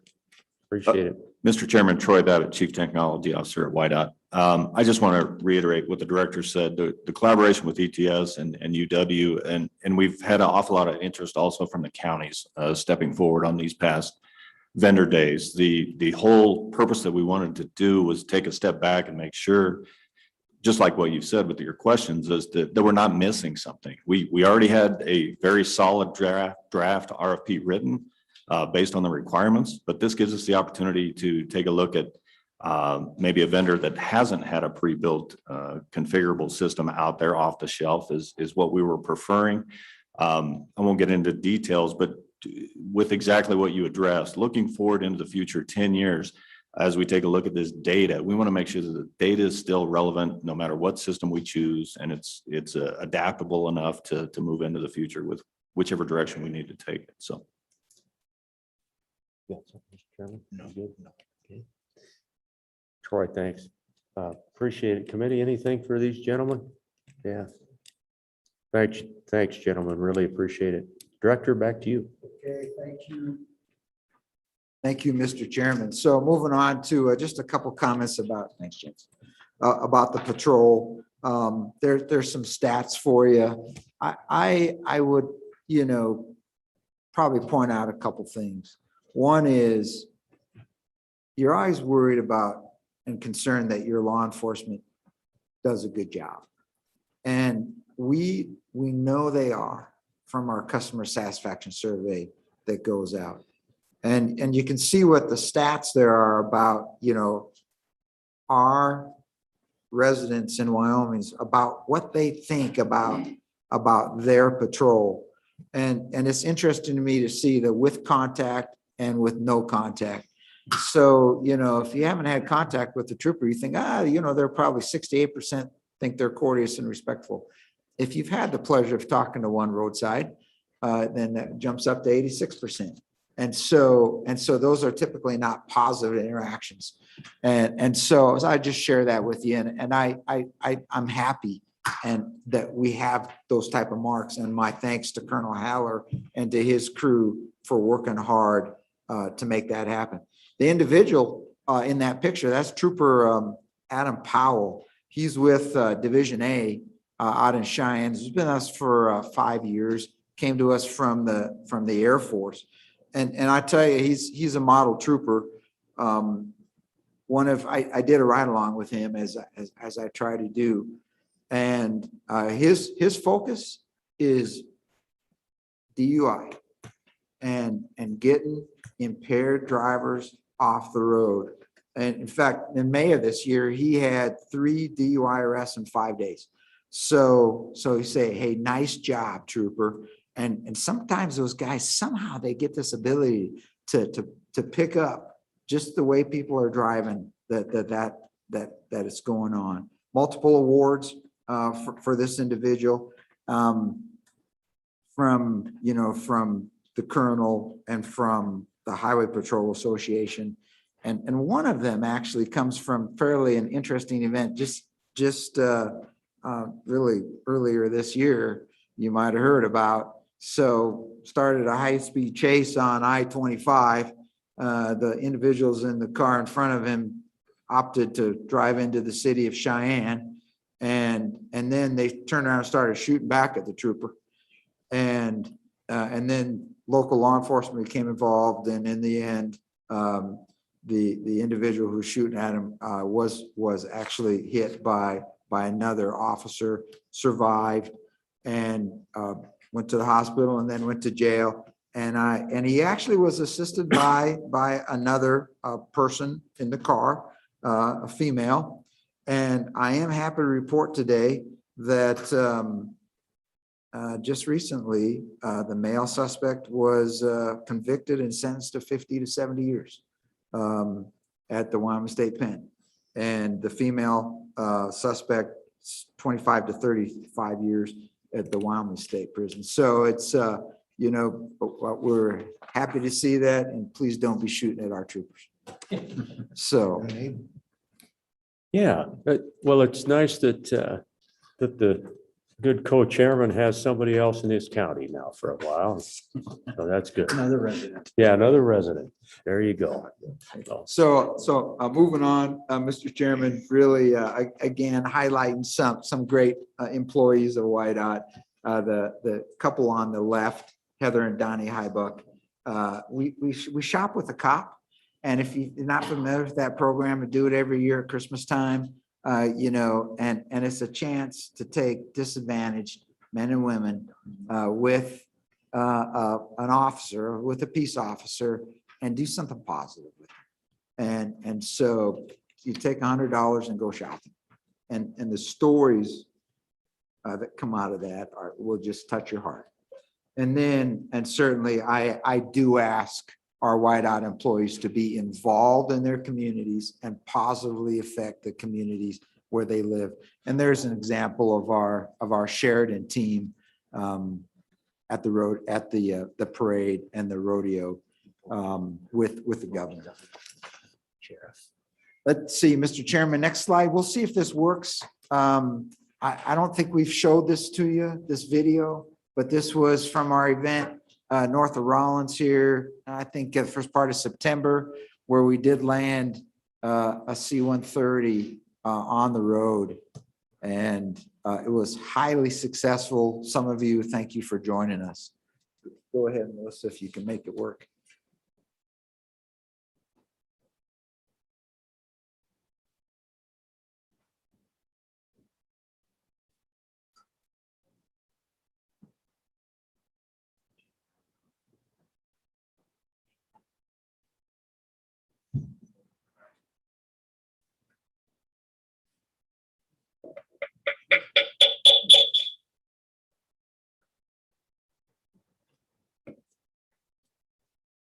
So I'll narrate as we go through. There's a C-130 coming into land. It was a beautiful wet day. It rained really hard the night before. And actually, my hat's off to the YDOT engineers, because as you went out, the crown of the road had been perfect. There is no standing water on that road.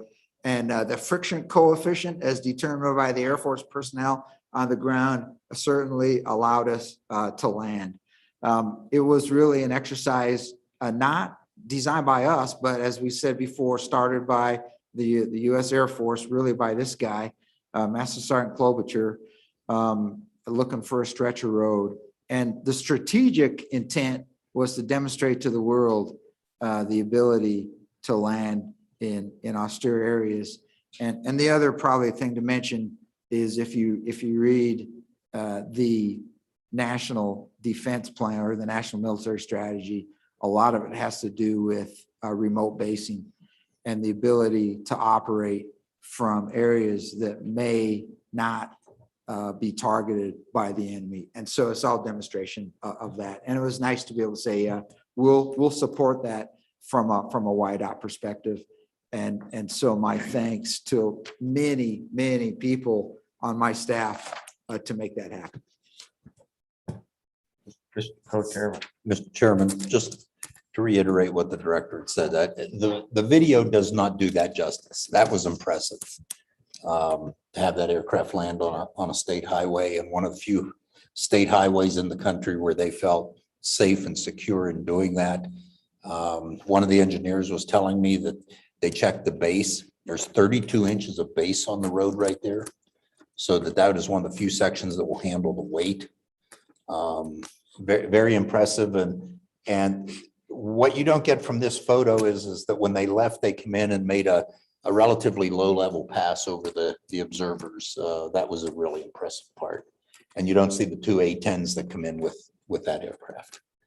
And to the director's employees, the minute they were done, that crew was back out there putting up the right-of-way markers and that the delineator posts and that. They didn't hesitate. I think that was their kind of bonus for the day, was to get to observe that by taking down those posts. Even though they would not have hit any of the aircraft, it was still a safety issue. So job well done to your people, Director. Thank you. No, I appreciate that. Appreciate you being able to join us. So like Chairman Burkhardt said, the base was actually harder than the runways that they land on Little Rock. They said that road was built to that standard. So kudos there. Yeah. Senator Anderson. Mr. Chairman, did the U.S. do that anywhere else, or were we the only ones that actually landed on a state highway? Yeah. Mr. Chairman, Senator Anderson. So the month before, Michigan actually landed a couple A-10s on the road, but this would be the first one that anybody knows of where you put a heavy transport aircraft onto a road, because there's such a difference in structural requirements on the road. Those A-10s are pretty light. Great stuff. Yeah, go ahead. Chairman, follow up. Was that C-130 loaded, or was it empty? Yeah, Mr. Chairman. Go ahead. Senator Anderson, it was basically empty. There was some passengers on it. The original plan had been, I think, to actually have some troops get on and fly off on it. But for some reason in the exercise, it didn't happen. The exercise, it was part of a big exercise that involved probably 4 states and I think 80 some aircraft. I mean, quite a few aircraft. And this just happened to be the piece that was supported there on the road north of Rollins. There's a bunch of operations out of Camp Guernsey and Cheyenne. And like Chairman Burkhardt talked about, the A-10s that flew with it certainly replicated the wartime requirement to fly, aerial, cap over the transport aircraft while it's on the ground. So a nice training scenario realistically executed from my perspective. So, Director, where did those planes come out of again?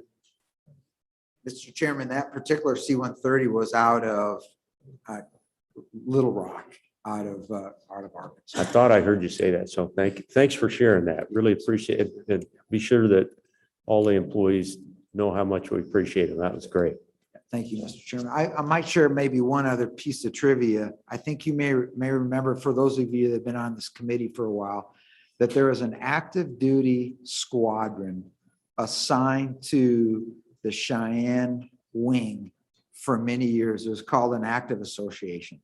And it was really a wonderful way to mix active duty and guard and to fly together and to operate together.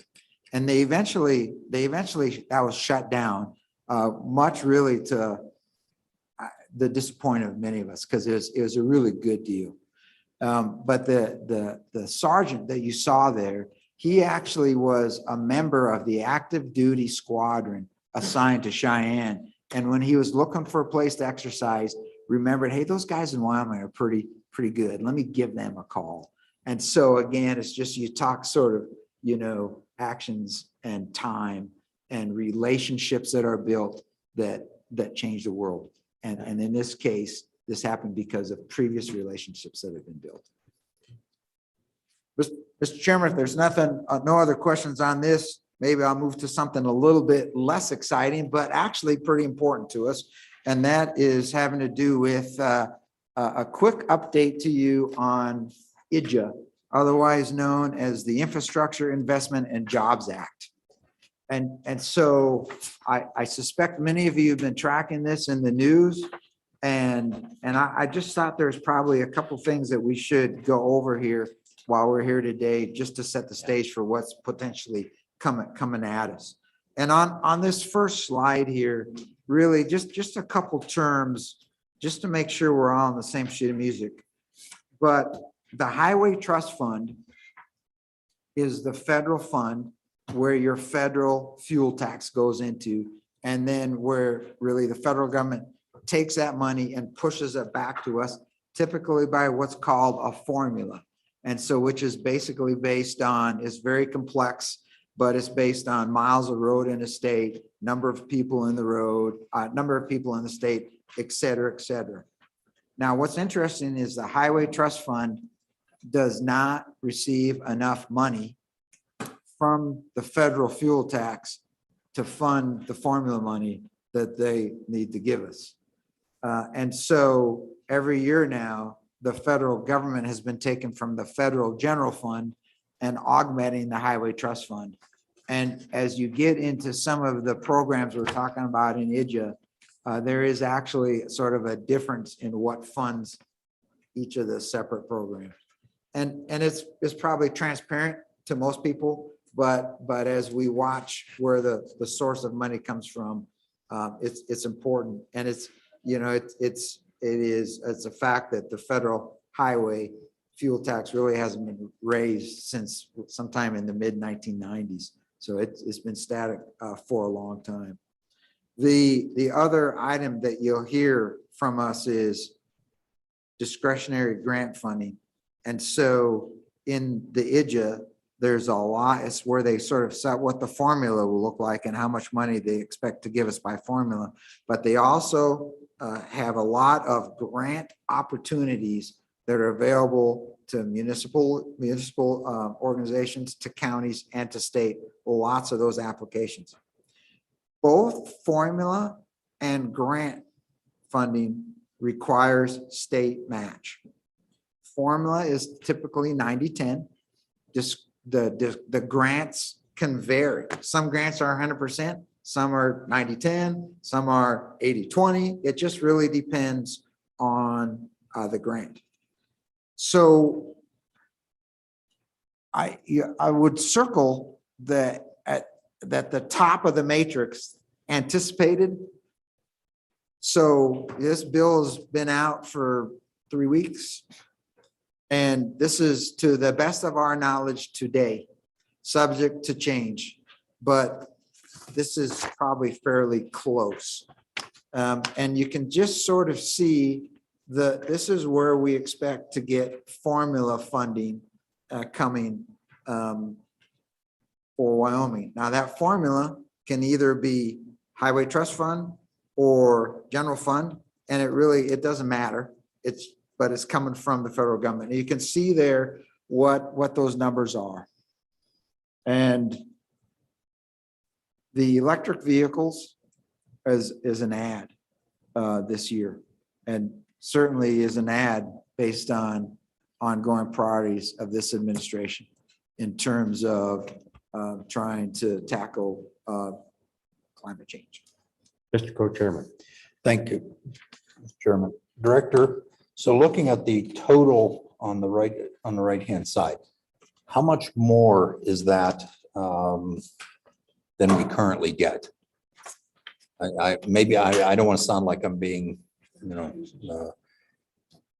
too money grabbing here, but additional money, how much additional do we get? Yeah, Mr. Chairman, so this is about $500 million more over the 5 years than we currently receive. Follow up, so roughly $100 million a year. $100 million a year. Okay. Right. Now, probably, I would like to just pause for a moment, and we'll get into a couple more details in the following pages, but in your packet should be really a matrix that looks like this. And it's labeled Infrastructure Investment and Jobs Act, and it's a 2-page, actually correction, 3-page document that really lays out in some detail these numbers. But the so what and what we were trying to capture is as you know from talking to us before, there have been discretionary grants that we have not applied for in the last several years because we do not have enough state match. And so this $100 million a year, hey, that's great news. That's fantastic news. But then the follow-on question is so what are we going to do about state match? Because state money is where we're short at this point. And so this chart really walks you through really a column by column in terms of what do we need in additional state match. And we broke it down here because the state match is different in some of these columns. So if you go to the surface transportation, that's 90-10. If you go to the bridge fund, part of that's a 90-10, but another part is, 100% federal. And then if you get down to the electric vehicles, that's 80-20. And so for me, the takeaway, if you flip really to the bottom of page 2, just using these columns there, it's about, it's about $12 to $13 million a year in additional state match that we'll be looking at to make sure we can fully leverage this available state money, this available federal money. So Director, I was not a mathematics major, so throw that out right away. But the other day, looking at this, I was thinking more toward the 20 million mark that it might take for us to take full advantage of federal funding. But you said today maybe 12 or 13. Is that Mr. Chairman? So let me get good memory. Yeah. So keep going. There is what as you keep going to the right on the columns is if you add in discretionary grants that I think we as a state will want to avail ourselves of, such as wildlife crossings, right, or some airport terminals. All of those are grants that are out there that in our mind, we should be able to get 1 or 2 or 3 or some in those 5 years. That's not in that 12 to 13 million. And so, Mr. Chairman, that's when I said I would shoot for approximately $20 million. Gotcha. Yeah. Okay. Well, I appreciate that, Director. And as you mentioned before, we're not going after grants if we don't have the state match. Mr. Chairman, that would be my recommendation. And then if you actually flip the page to page 3, probably not a discussion for us today, unless you make it so, is involved in IDJA is this whole concept of expanding broadband, because broadband is now part of this infrastructure bill. I don't know, and that's state match, this 80-20. I don't know where in the federal, in the state legislative process, we want to do that. But probably not transportation. But really my discussion is just to have a discussion with Wyoming Business Council and maybe see where that happens. So there's some additional requirements there. Certainly involved with right of way, but I'm not sure the state match for broadband is your business. Well, Director, that's a good thought. The other side of that coin is it does fall under this Infrastructure Act. And just from a political standpoint, if this committee were to go forward with anything suggesting that as being the match source, it might be prudent to include that broadband development. It's part of this federal act. And so we can talk about that, but I think very helpful, Director, to have an update on what we're looking at, to take advantage of those federal funds. Mr. Chairman, maybe a couple other, if we go to the next slide then, please. Mr. Chairman. Director, go ahead, or excuse me, Mr. Co-Chairman. So, Director, thank you, Mr. Chairman. Looking at your numbers, this is the money that is available to Wyoming if we match it. Am I correct? So if we do not match, and I just looked under surface transportation formula funding, the appropriation was 367 million, state matches 40 million. If the state says we don't have the 40 million to match, we lose that 367 million. Am I correct? Mr. Kind of. Mr. Chairman, Mr. Co-Chairman, you're correct. Okay. So it has to be matched. In terms of, return on investment, we give them $1, they give us $9. So that's the discussion there. Now, it's not all or nothing. If we said, hey, we'll kick in 30, then it's whatever that total number is. So follow up, Mr. Go Chairman. ahead. So Director, it behooves us to make sure that we can match these funds, these appropriations from the federal government to the benefit of Wyoming. Am I correct? Mr. Chairman, Mr. Co-Chairman, you're exactly correct. That in my mind, it's available federal money that certainly we should leverage. Thank you. And I actually think that would be true in some of the discretionary grants. I mean, there's a lot of, and maybe I've got a couple, maybe other talking points. We'll get maybe to that point, but Mr. Co-Chair, you're exactly right. This is federal money that's allocated to the state of Wyoming in terms of formula money, and to receive it, we need to match. And then the same thing is true on some of those discretionary grants that we talked about. I guess, Mr. Chairman, now I have another question. Director, under the discretionary grants, do you have in your department people capable of writing those grant requests? Do you have, I guess you would say, grant writers? Director? Mr. Chairman, Mr. Co-Chairman, that's a great question. And actually one of the points we'll talk about here in a little bit is we do have a grant writing office. It's very small, basically 2. And but that's their task. Now we're looking at potentially having to augment it. The other interesting thing that comes out of this bill is there is a significantly larger portion of grant funding available than we've seen in the last one. And the comment made by Federal Highway was, listen, there's 52 Department of Transportations. They deal with 52. There's 60,000 governmental entities that can take advantage of these discretionary grants-ish. So municipalities, counties across this nation. And they said, and they were talking to all the DOT directors. They said, hey, ladies and gentlemen, we aren't staffed to do that. So we'll be looking to you to administer the grants that are awarded to governmental entities within your state. So, we're in Natrona County. Let's say Natrona County gets one. There's, the administration of those grants, you got to meet all the federal gates. And so the training of that is significant. and specific. And so as we look at, hey, how do we need to staff up?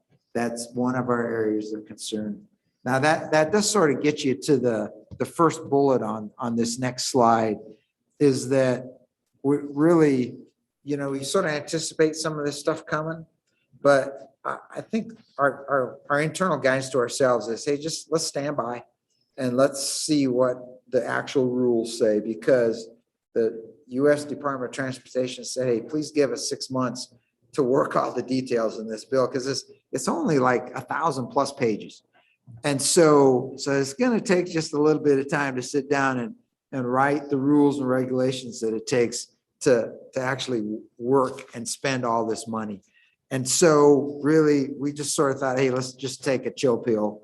Let's see what the rules and regs are, and then we'll go from there and ensure that we're staffed as well as we can be to accomplish the mission of ensuring that we efficiently and effectively spend this money in the state. So Director, with that thought in mind, I get it that we need to stand down for a moment, but going into a budget session, this is our opportunity to make sure that we set our agencies up in the best position we can. And our job, this committee, is to advocate on behalf of the constituency we represent on this committee. So my concern is maybe setting up some AWAC funding for an additional grant writer or two, and just throwing that out for some thought processes to kick in. I'm sure maybe you've already talked about that, but maybe it helps those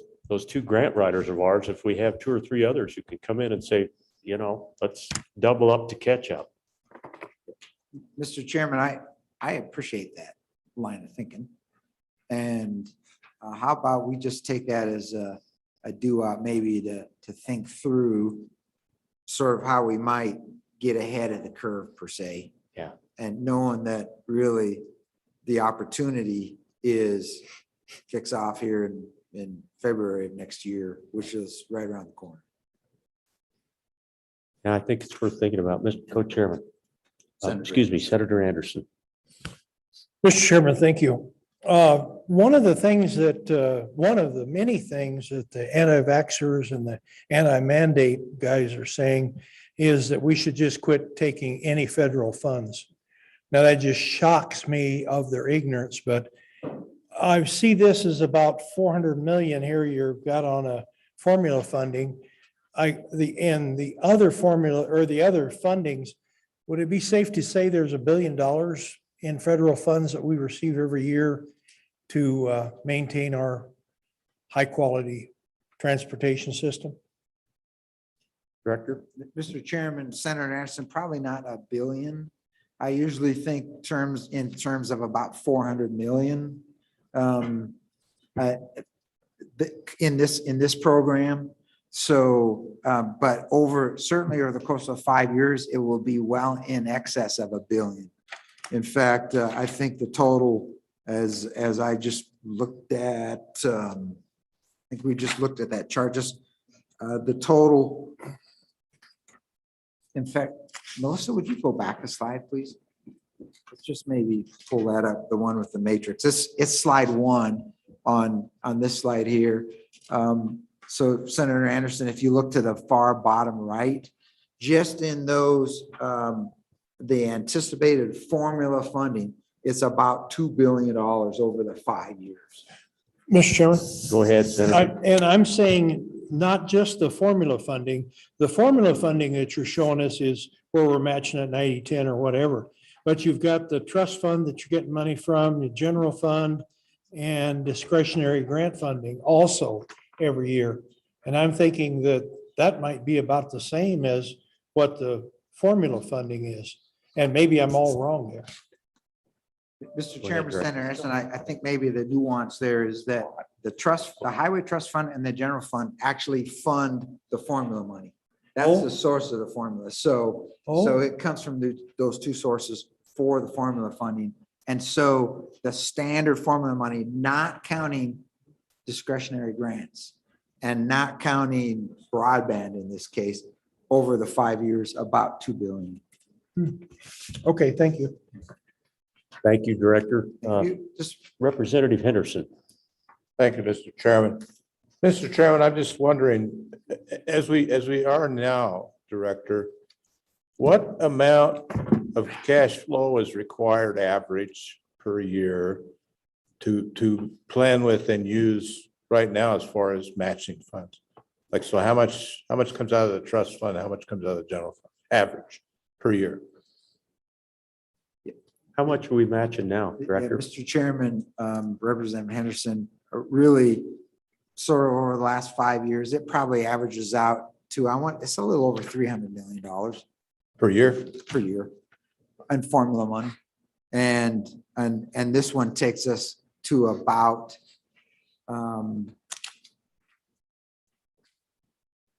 this one, I stand corrected. By about in formula money, this one takes us about 400 million.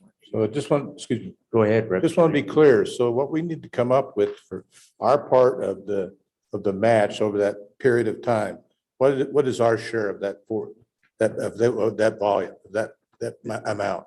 Go ahead, Mr. Rick. Chairman, Representative Henderson. So remember this little matrix we talked about? It's detailed on here. And really what we wanted to look at was, let me just on the top of page 2. Yeah, right. Excuse me, Mr. Chairman, Go ahead, just to clarify, what I'm trying to do, calculate, my rough calculation, if we're going to generate, say, you said $20 million a year. So that's 5% on a principal of $400 million in a fund, that we could generate those earnings to stay in step to meet the opportunities that you're highlighting. Mr. Chairman, Go ahead. Representative Harrison, that's good. So what I'm trying Go to ahead, know is Representative. how good are we now? I mean, how much do we have to stretch? That's what I'm trying to figure out. I think, Director, where the representative is going is how much federal how much state match money do we have to come up with now to match the federal funding that comes in currently? You mentioned that basically about 100 million more per year will come in from the feds if we can match it. So that says to me that currently we're having to match to the tune of 50, 60, 70 million. Does that sound ballpark? Dennis, maybe you can help us on Mr. that. Chairman, let me. Is that where invite you were Dennis going, to come up here. Representative? Yes, sir. Yeah. And because he's got the spreadsheet here. These are good And- opportunities.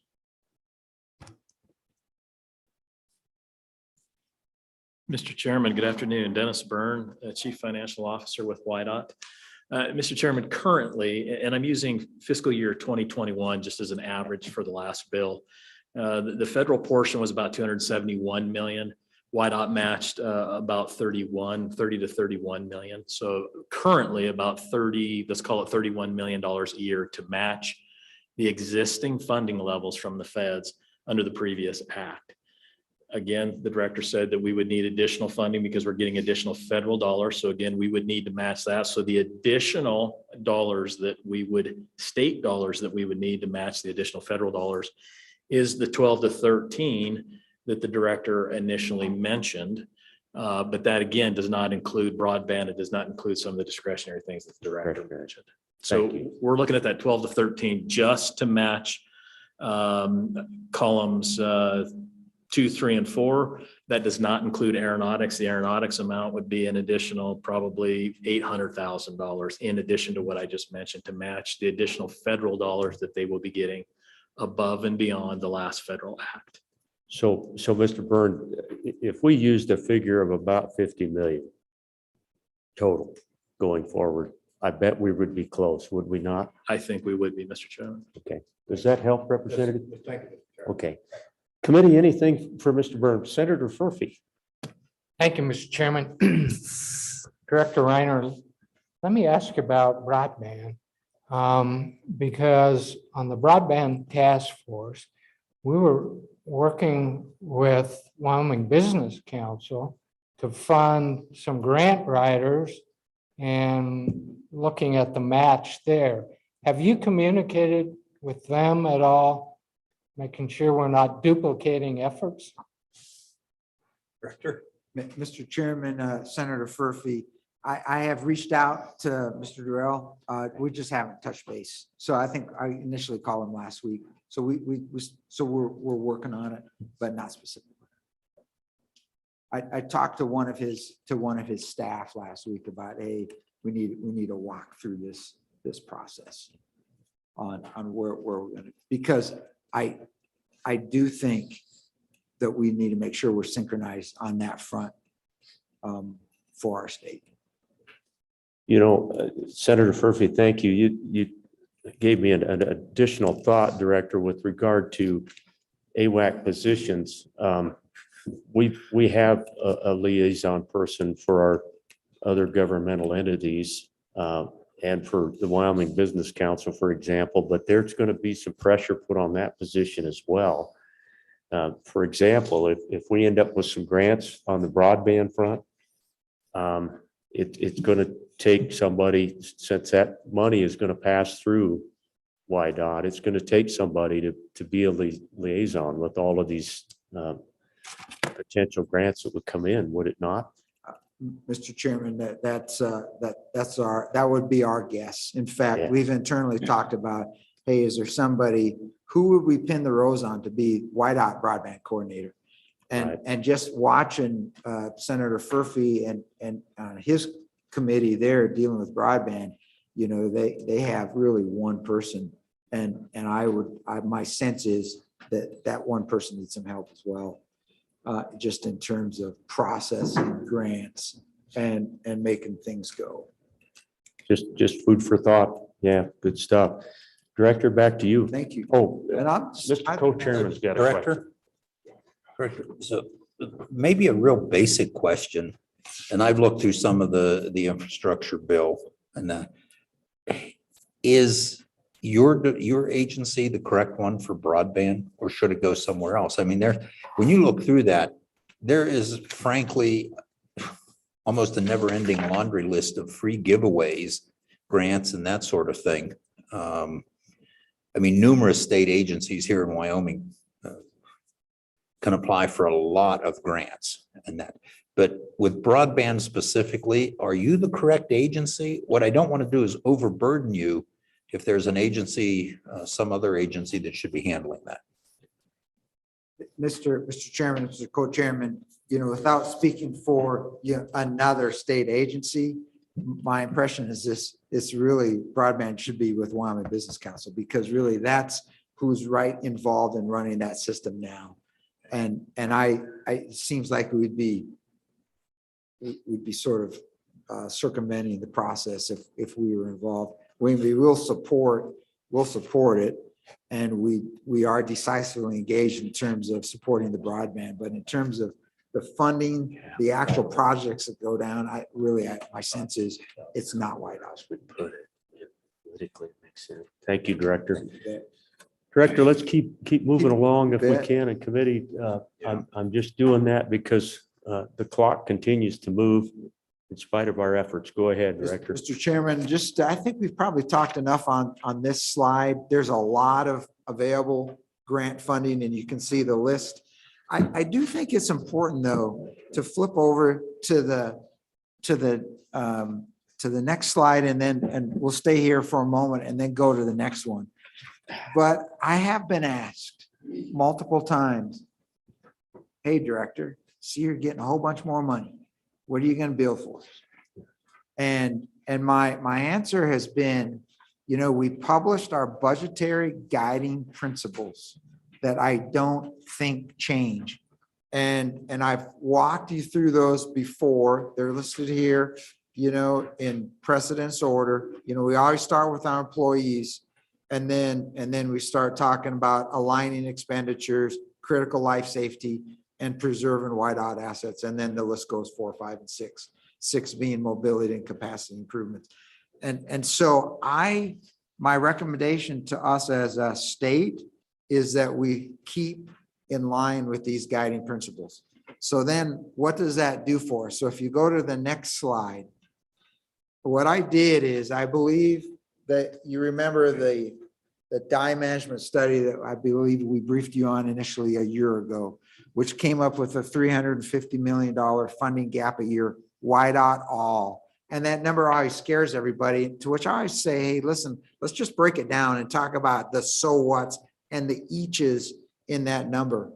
And so the left-hand column, the annual amount, that's the actual amount that comes from the dye management summary. So if you go to the very first bulleted point, there is surface transportation, and the next one down is construction for preservation. And the report said we're short $104 million a year in that category. And then, you can scan down to see what's next. What I asked Mr. Byrne to do was to take a look at the IDJA and then to say, okay, if we use the current guiding principles, what does that do for the funding gap that was identified by DYE? So you could see construction for preservation. DYE management said we're short about 104 million. The IDJA projected amount $93 million. So that shot in the arm will be very nice in terms of the ability to maintain our highways in the way they currently should be maintained. So that's the way my recommendation is we look at that. And that's what that number is. If you scan down the additional IDJA provided amount, there's a couple other numbers that jump out at you. You see the $4.5 million against wildlife crossings with the little bow legs 1. I did ask Mr. Byrne to make an estimate that we would get $22.4 million grant in the 5 years, and then just divide that by 5. And so that would take care of, that would shorten that grant process. That would shorten that gap in that subcategory. So that's a discretionary grant, but hopefully that'll come. And then you can see what the number is in aeronautics. All right, that's from the formula funding that you saw before, reduces that gap.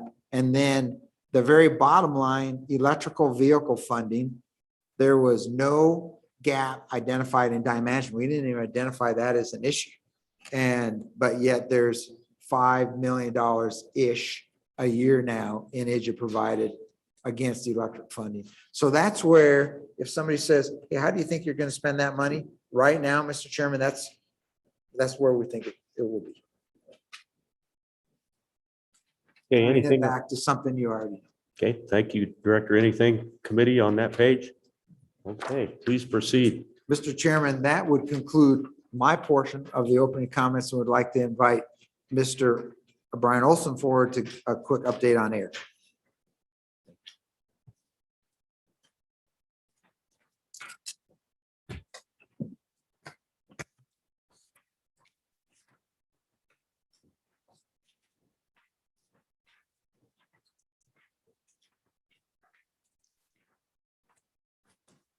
Good afternoon, Mr. Chairman. Good and afternoon. Welcome. Thanks for being here. Thank you. Thank you. So for the record, I'm Brian Olson, Aeronautics Administrator for YDOT.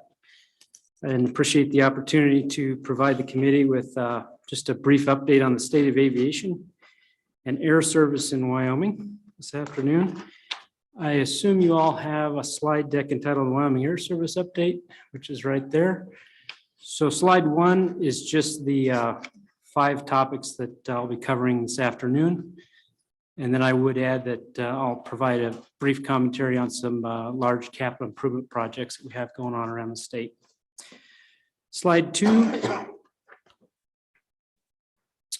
This is just an overview of our statewide figures and total passengers for calendar year 2020.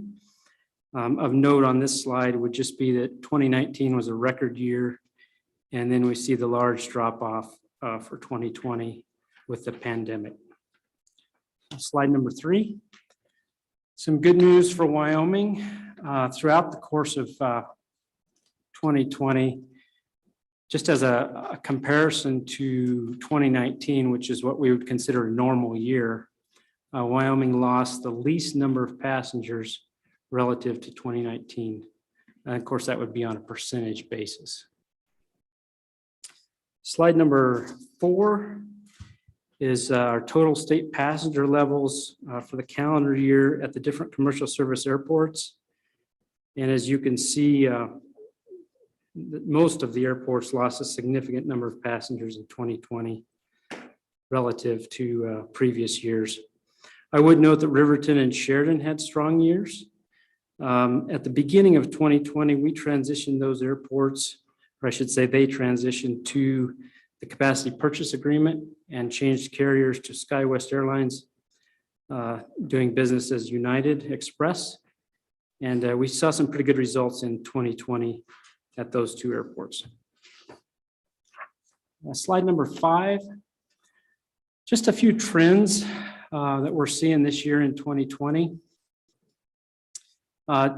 Passenger traffic is heavily favoring leisure markets. So for instance, the Sunshine destinations in Florida, as well as the leisure markets in the Rocky Mountain region have done very, very well. And in particular, Jackson has benefited tremendously from that. Unfortunately, business traffic, which is sort of the bread and butter for the airlines, it's really struggled, which in turn that drives the yields and the average fares down. We had hoped that this would begin to ease as we went through the fall and early winter, or really just as we hopefully got out of the pandemic. But as we're coming into fall and winter, it, if anything, has gotten worse. So business traffic has not picked up how we would have liked. And unfortunately, for our Wyoming markets that are more dependent on that business traffic, it will continue to impede their progress of getting back to normal. Slide number 6 is just a visual graphic of where our passengers are coming through at the different airports in Wyoming. And it's notable that Jackson does see a great deal of the passengers through Wyoming. Slide number 7 is just a look at the first 6 months of calendar year 2021 versus, like I said, what we would consider a normal year, 2019. Just to see how we're tracking in 2021. And as I mentioned earlier, Jackson's actually up in the first 6 months of 2021, even versus a normal year, which is 2019. So that's that leisure traffic coming to Jackson. And then Riverton and Sheridan are both up as well due to the capacity purchase agreement and also some leisure influence there in Sheridan. Moving on to slide number 8, just some booking trends that we've seen through, this is through the middle of the year. Nationally, leisure traffic is surpassing 2019. As I mentioned, business traffic's down 40 to 50%. Business-centric markets remain down. And then where it really hurts is the first quarter fares, and fares really for this full year have been down pretty dramatically compared to 2019. The result is that the airlines are continuing to lose money. So in the third quarter, the pre-tax losses across the industry in the United States were about 1.2 billion. And through the third quarter, from the beginning of the year, probably in the neighborhood of 18 billion of losses if you don't include the employee payment program that the federal government instituted to help the airlines out. So the airlines are still struggling to make money due to the average fare being down and their yields being down. In Wyoming, the originating or resident traffic has rebounded fairly well compared to 2019, and then the non-resident traffic, the visitors coming in the state, has increased about 31% from 2019 levels. Moving on to slide 9, just a few I would say post-COVID-19 impacts, and I don't know if we can say post-COVID-19, but anyway, as we're moving out of the middle of the pandemic anyway, what we're seeing is that our larger regional jets have gained some popularity into the larger markets. which translates into, fewer aircraft available.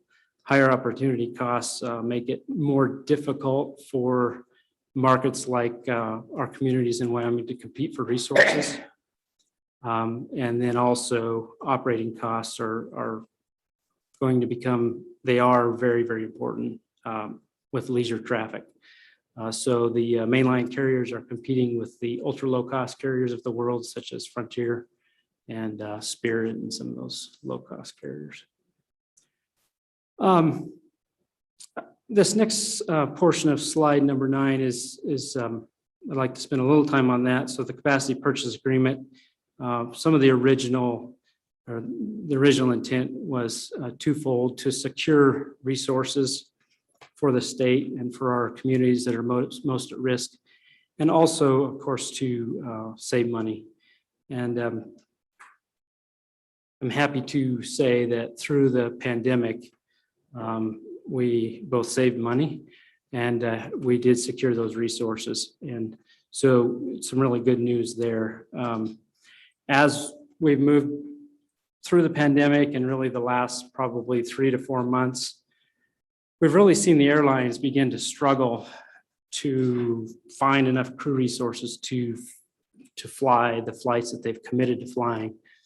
And in the news, we see, all the mainline carriers, United, Delta, American, they're all slashing routes to markets that are similar size to our Wyoming markets. Probably in the last couple of months, they've stopped maybe 40 routes. Some of those are to larger communities, but a lot of them are to Wyoming-sized communities. So fortunately, we have the capacity purchase agreement. We've been able to secure those resources and keep them, providing critical air service to Wyoming. I'm fairly confident that if we had not had a mechanism to do that, that we would have lost air service to numerous communities in the state of Wyoming. Brian, can you refresh my memory? How long do those capacity purchase agreements last? I mean, what's the duration of those that have been signed in Rock Springs, Riverton, Sheridan? Yeah, Mr. Chairman. So we're drawing near to the end of our first window in the capacity purchase agreement, which was 3 years. It's a 10-year total agreement. So next year we'll renegotiate for another 3 years. And then the last renegotiation will happen, 3 years in the future for the last 4 years. So it's a 10-year total agreement for 3 years and approximately 3 years into it, a little under 3 years. So about next year, we'll have to go into a renegotiation for the second 3-year block. That's correct, Mr. Okay, thank you. Moving on to slide 10, just an update on the Air Service Enhancement Program. And just to provide a little context, the Air Service Enhancement Program was the program that the legislature set up in 2004 to, broaden our air service in the state and to bring in new air service. So this slide is just out of the report that we provided to the legislature, and this table, and it just contains the projects that were, that we did underneath the Air Service Enhancement Program in 2021. The Jackson Hole service on American Airlines was to Dallas, and the service from Jackson on Delta Airlines was to Atlanta. Moving on to slide. Chairman. Senator Anderson. Mr. Chairman, in light of those numbers, at $78.65, does it make sense to continue to supplement the Cheyenne Regional Airport since they're so close to Denver? Mr. Chairman, Senator Anderson, so to provide a little bit of context for that, the service to Cheyenne is what we would consider critical air service. And it was for a very short duration. Really, it was just, if you'll notice the original term or the term up there, November 11th to April 14th, we had to stop the service for a runway reconstruction project. Another thing that I would note is we're bringing air service back into Cheyenne. At the beginning of the pandemic, the flight to Dallas was doing relatively well on American Airlines. Due to the pandemic and also some aircraft availability issues, they chose to discontinue that service. So the new service to Denver is really just getting its feet under it and getting started, I would say. So I would think we would need to give it some time before we could say whether, that $78 is representative of what we'll have. Okay, please proceed. On slide number 11, the capacity purchase agreement, same sort of thing. This table is just the 4 airports and what took place for fiscal year 21 under the capacity purchase agreement. There is a narrative in the report regarding these tables with a little bit more explanation. So Brian, help me with the math. What commitment did Wyoming make on these capacity agreements? And I think it involved 5 airports, is that right? Anyway, what was our total? What, for this 3 years, what has Wyoming committed to this capacity set of agreements? Off the top of your head. I won't hold you to it. Mr. Chairman, yeah, I would have to get that exact number to you. And I assume you're just talking the state portion, right? Not the local portion. Is it per year? What I'm looking at there, we have state dollars that have been expended and then the local dollar match. So 7 million, 8 million, 4 million, 9 million. Is that how I would calculate what kind of commitment we're making to keep those planes in the air? You just combine the state dollars and the local dollars. Yeah, Is that correct? Mr. Chairman. So the commitment would be the state grant, and it would be adding up those 4 numbers in row number 2. So that would roughly be $2 or $3 million. $3.5 million. And then the local match is down below. So you'd have to factor that in. Is that correct? Correct. Okay. I will note that we did come in underneath our guarantee. So the state dollars recovered line, you would have to subtract all of that off because we did come in underneath the contractual cap. Mr. Chairman, as far as the 3-year state commitment, I can get that number to you. My recollection is it was 7 million, but I'd have to get that to you. Thank you. I just wanted to put a little bit of a figure in all of our minds on the committee. And thank you for pointing out that there were some returned monies there. And so we'll be asked down along the way with our colleagues, we're going to be asked about this. And I think it's good to know what we're investing to keep those planes in the air. So thank you, Brian. Please continue. But moving on to slide number 12, unless there's any other questions on slide number 11, a few highlights from the capacity purchase agreement. We did retain service through COVID-19, and we had the resources in place to, allow a rapid addition of service as the markets improved. In the beginning of, I should say the beginning of summer 2021, the markets did start improving quite dramatically. So we had those contracts in place to add that service back in. And I would note that throughout the pandemic, from April of 2020, when air service dropped, 95% of what it was down to 5%. So we worked really closely with the communities and with SkyWest Airlines. We had a bi-weekly meeting to, set schedules and make sure that we were trying to match the capacity to the demand in our markets. So the capacity purchase agreement from that perspective worked really well. And then moving on, Sheridan and Riverton, they were the only 2 airports in the lower 48 to gain traffic in 2020. And then just lately this year, Sheridan and Riverton have both had really good months through the summer. I would note that it has dropped off since the summertime in both of those communities, as it has in most of the other communities as well. Moving on to slide 13. And to your question a little bit earlier, Mr. Chairman, this will provide some context. So one of the goals was to move more passengers, reduce leakage to other airports outside of the state, and then lower costs. So we've seen about a 64% reduction in cost per passenger, both in the Riverton and Sheridan markets combined when we look at them together. We've flown about 57% more passengers and a 10% reduction in overall costs. And I think the key metric here is when you compare, fiscal year 2019 to fiscal year 21, we've dramatically reduced the cost per passenger to fly out of those airports, even in the middle of the pandemic. So from that perspective, the CPA has been quite successful. Moving on to slide 14, this is just a recap of some CARES Act money that the governor's office provided to use for costs that we could delineate as being, relative to COVID-19. And they were for both the state portion of the CPA as well as the local portion. They were to be able to be used from March to December.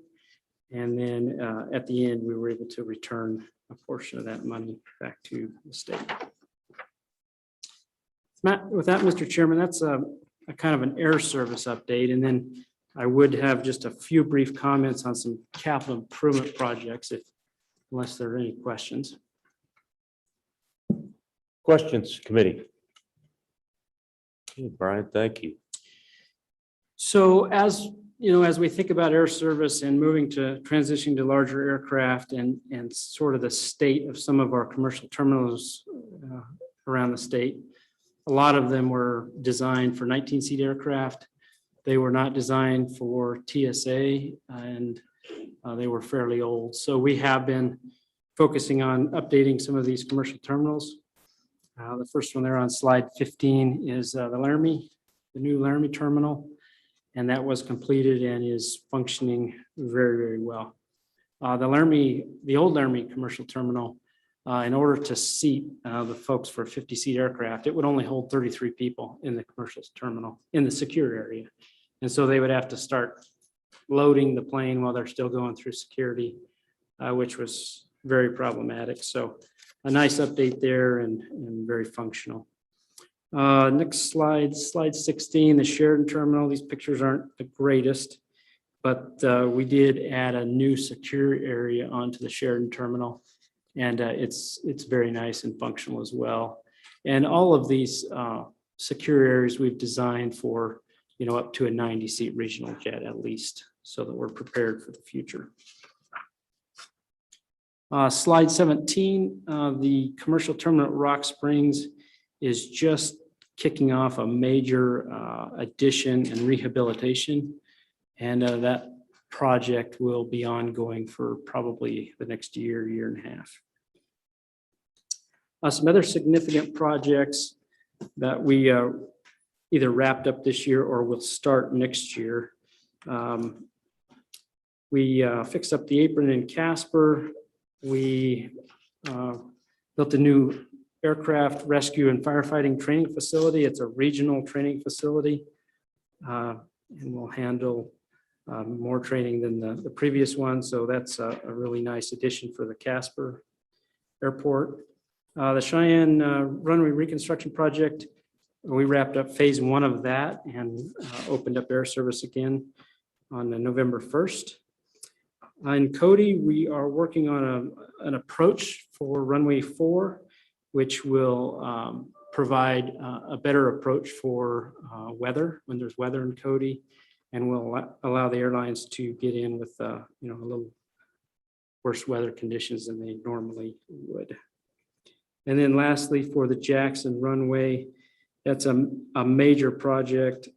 The Jackson Airport will be closed starting next April, about the middle of the month, for 80 days. And they'll do a full reconstruction of the only runway in Jackson Hole. So, Senator Anderson. Was that 80 days? 80. 80. And when did you say that would begin? Mr. Chairman, Senator Anderson, about the middle of April, and it's actually 78 days, but I was just assuming it might slip a day or two. So at least it'll be after the ski season Yeah. and slightly before the big rush. Okay. Representative McGuire. Thank you, Mr. Chairman. I'd just like to say thank you to YDOT and thank you to the Aeronautics Department for your continued support and investment in the state. And yes, these runways are crazy expensive, and Cheyenne just went through it. The main runway in Cheyenne has been down for well over a year. And that was a good example. That runway was okay. And then all of a sudden it fell to the point where they had to go in and redo all the base and everything. And so that turned into from a mill it up and recover it to take it all the way down and replace the base and go all the way. So it's not cheap. You're landing, some of these aircraft land at well over 100 knots. And so you can't just have bumps and I mean, the runways have to be smooth and accept a huge amount of weight. And so it's a big investment. We owe you a debt of gratitude. You guys do a great job. So thank you. Thank you, Mr. Chairman, Representative McGuire. To your point, the Jackson Hole runway, just for the runway reconstruction itself is about $32.5 million. So they'll be finishing that up next spring. The last thing, Mr. Chairman, if we have time, I know we're trying to be brief here, but I did want to provide an update. In 2020, we completed our aviation economic impact study, which really looked at the total economic impact of aviation in Wyoming. Turned out to be about $2 billion. As part of that study, we did a report on the Air Service Enhancement Program. So the first time we did this was in 2016, and it's really a return on investment study. So we really wanted to understand, what is the program providing the state of Wyoming? And so we updated it in 2020 with that other study. So just some quick numbers, and I can get this report to you all if you would like. Since 2004, which is the inception of the program, there's been about 81 air service enhancement projects or routes, we could say. The state's invested about 36 million. The locals have invested about 24 million. And the total direct economic impact from that has been about 808 million. So that gives us an ROI of about 12.36. So every dollar we invest, we get about 13 back. Obviously, Jackson has a large influence on that. So the question was asked, if we take Jackson out, what is it? So we looked at that as well, and it's still about 5.5. So overall, some really good numbers. And then in addition, just the tax benefit from the visitor spending of folks coming into our state, as well as the on-airport activities, is about $55 million every year. So, or no, over the course of the program. So it would just about pay for itself. If we spent 60 and got about 55 in taxes. So just some quick numbers, and I'd be happy to provide that report if anybody would like it. With that, Mr. Chairman, I'd be happy to answer any questions about anything else they may have on aviation. Thank you, Brian. Lots of good information. Appreciate that. Anything, committee? Okay, we are going to try to move on. Director, it's back to you for anything you have. Mr. Chairman, I think only one alibi from this update would be, we talked about additional revenue coming. One of the questions that wasn't asked was, hey, can industry units execute? And do you have projects lined up to really for the extra, 93 some million dollars? And the short answer is yes. As we've talked to AGC, there's issues there. I mean, but they understand it's coming and are ready to step to the plate. And then in terms of projects, we do keep a bench. And so we do have, if that money comes to fruition, there is jobs we can pull forward that we can execute. And we'll have to work to backfill them. But so as you look at, the many steps in executing a construction project, feel fairly confident, that at the numbers we're talking, we can execute it as required across the state with our partners in industry. Mr. Chairman, that would really conclude the update. And if you're ready, we can move on to employment matters. I think that would be, Mr. Chairman, I think we can combine some public comment on all of the above. So I'm inclined to go ahead, given the hour of the day, let's go ahead and move into employment matters, executive branch employee survey, and information you might have for us on that, Director. All right, thank Okay. you, Mr. Chairman. I think there should be, as we look at these slides, let me just, and really, I think this back brief to you is a result of discussion that we had, I believe, in Rollins pertaining to compensation and really how are the employees of YDOT doing? And I showed you the guiding principles again today, but I put those up, and you notice that the very first thing on there is we're always going to think about how our employees are doing. That's the first thing we think about. Not that we can provide them everything they want, but we always think about how does our fiscal reality impact them, and what can we do to make life better. Now, we do a survey and have historically done a survey every 2 years. Now, in the last couple surveys, they have actually been conducted by the University of Wyoming, by their Survey and Analysis Center. That's for primarily an effort to have a third party do the survey to avoid any perspective of, cooking the books per se, or not reading the data right. So it's conducted by a third party and completely anonymous. The good thing is that the questions are very similar from year to year, and we try not to change them. There have been some that we've added, some that I added specifically, but there's good trends throughout the year, throughout the years.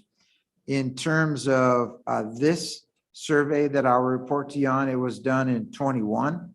The data was collected, as you can see on the chart, between May and June, and about 46% of our employees responded. Statistically relevant, I'd like it to be higher than that. And I've already asked the team to start looking at, hey, how do we get a better response rate the next time we do that? In terms of the little lines and colors, I think it's important to just note that the yellow line at the bottom, when you see a yellow, that was what the statistic was the last time we did the survey. So in this case, it would be 2019, because this is a 21 survey. And then the next ones would be, not supervisor, supervisor, and all would be those next colors that you see in that order. And so I'll just walk you through the results of the survey. So, Director, the supervisory category is the light blue, and the dark blue is all employees, or green? Help me with that again. Mr. Chairman, so the color on the top, which is dark blue, that is not a supervisor. Self-identified as supervisor or not a supervisor in the survey. So that could be any level of supervisor. That could go from, you're basically heavy, who would, supervise, 3 or 4 maintainers, to me, and with 2,000. And so that's, and then the next line down would be a supervisor. Okay. And then the combined number would be the one below. Okay, thank you. You bet. Good enough. And so just walking through here, the first question was, I'd recommend YDOT as a good place to work. And you can see that the total number this year was 44 compared to 57 from 2 years ago, which sort of, causes you to think, what's up? And we'll walk our way through that as we discussed. Now, we did add this year, I would recommend the state of Wyoming as a good employer to work for. So it's the same question as the one above, only a substitute state of Wyoming for YDOT. And you can see the result for everybody was 39%. There was no data from the prior year because it wasn't asked the prior year, but it seemed to me that it was relevant to try and compare the two, because everything we heard before the survey was compensation, compensation, compensation, compensation. And I just wanted to get a feeling for, hey, is it state of Wyoming policies or is it YDOT? Because I really think as you lead the organization, as you set priorities throughout the organization, I think you got to sort of understand that. And so that's the first two then is, YDOT was, you can see how it was rated relevant to the state. Now we'll get into some of the specific factors coming up.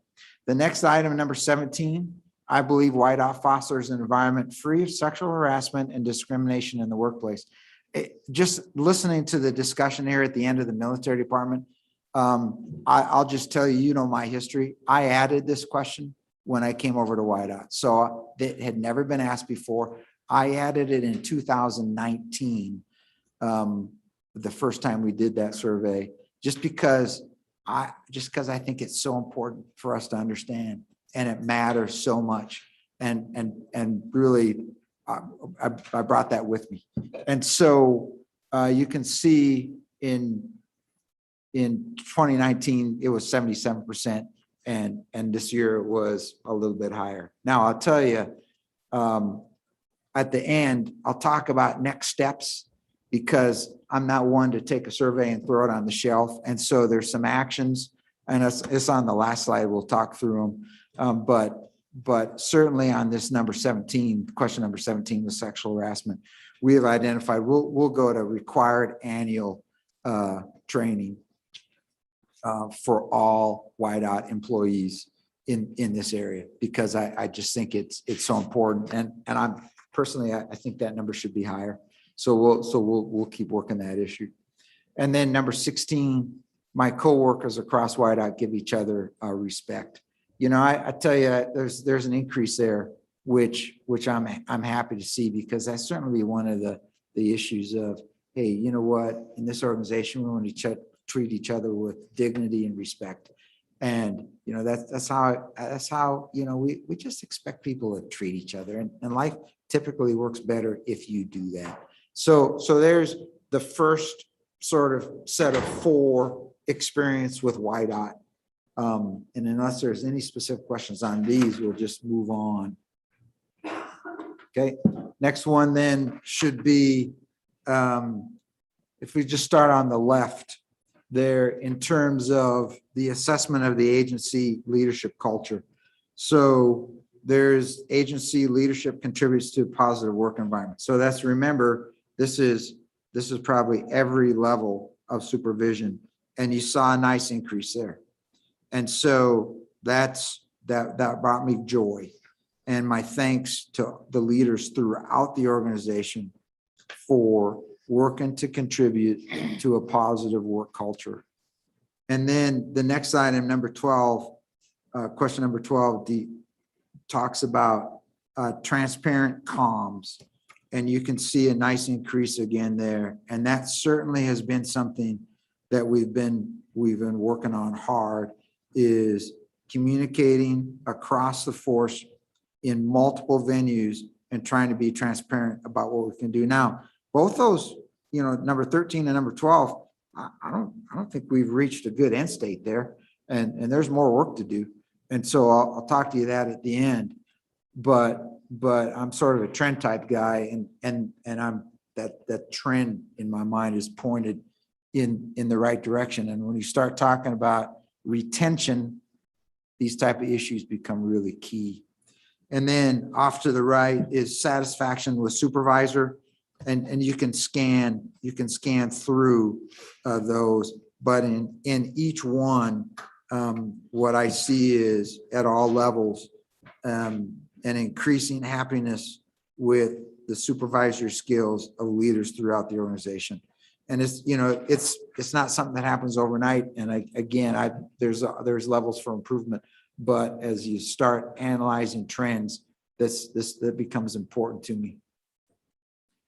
If you flip to the next slide, then we start with work safety on the top right. And there you talk about, hey, how are we doing on security? How are we doing in physical workspace? And how are we doing on safety? And in each one of these, again, there's a nice increase. Now 4B, I have the appropriate safety equipment to do a job. We added that because one of my focuses as a director is increasing safety across the force. And I think you got to ask the right questions to get there. Then on the bottom left, job satisfaction. You can scan through that. Appropriate training, technology and software, all those we added. And really that gets to be, bless you, are we providing the right equipment and appropriate training to our employees for them to do their job, which I think is so absolutely essential. And again, those are new questions without something to compare it to. Director, we've got a question from Representative Henderson. Thank you, Mr. Chairman. And sorry to disrupt your momentum. I had the opportunity to listen into, the webinar as you went over this, and I really appreciated that opportunity. But what comes to mind when you look at the question, the important one related to safety there, and you see, you have, I have the appropriate safety equipment to do my job. And I guess what stands out is why wouldn't that be 100% or closer to 100% in the case of a supervisor?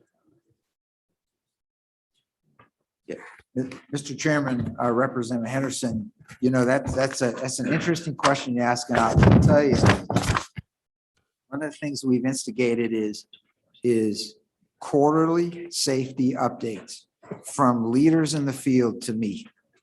And one of the things we've discovered is that at multiple levels across, sort of the safety spectrum, as people identify a need, and somebody will say, we don't have the resources to buy it.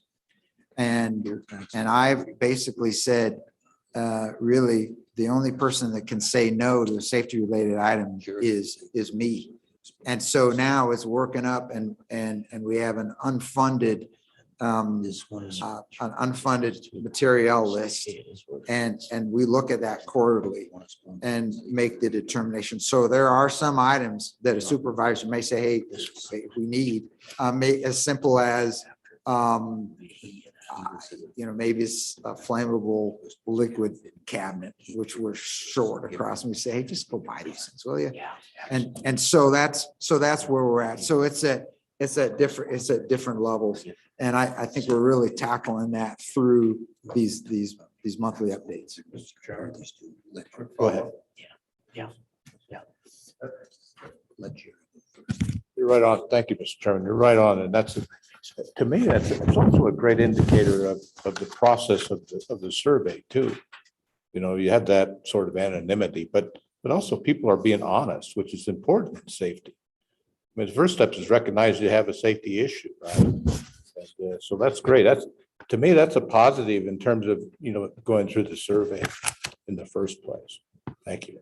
Mr. Chairman. Thank you. So in terms of job satisfaction and expectations, again, you can see what those look like. And I'm happy with the trend that those are going. If you flip to the next slide, then here's the question we asked. Excuse me, outside of compensation, what could YDOT do to improve employee satisfaction? To which you see that almost 400 people said, pay us more. So, but you told them not to. Yeah, right. That's exactly. And so you can tell what's on the minds of our employees. And it's a significant issue. And I know you've heard lots of discussion about it and more to come, but they're from the survey. And then it's sort of interesting. This was not an exact science because there's a lot of, a lot of responses, and this was sort of a computer model that built this. And so some of the subcategories might actually have to do with compensation. But anyway, there is a question. And so when you say, hey, what's on the mind of our employees, it's compensation. And as we do exit interviews and as we try to recruit people, it remains compensation.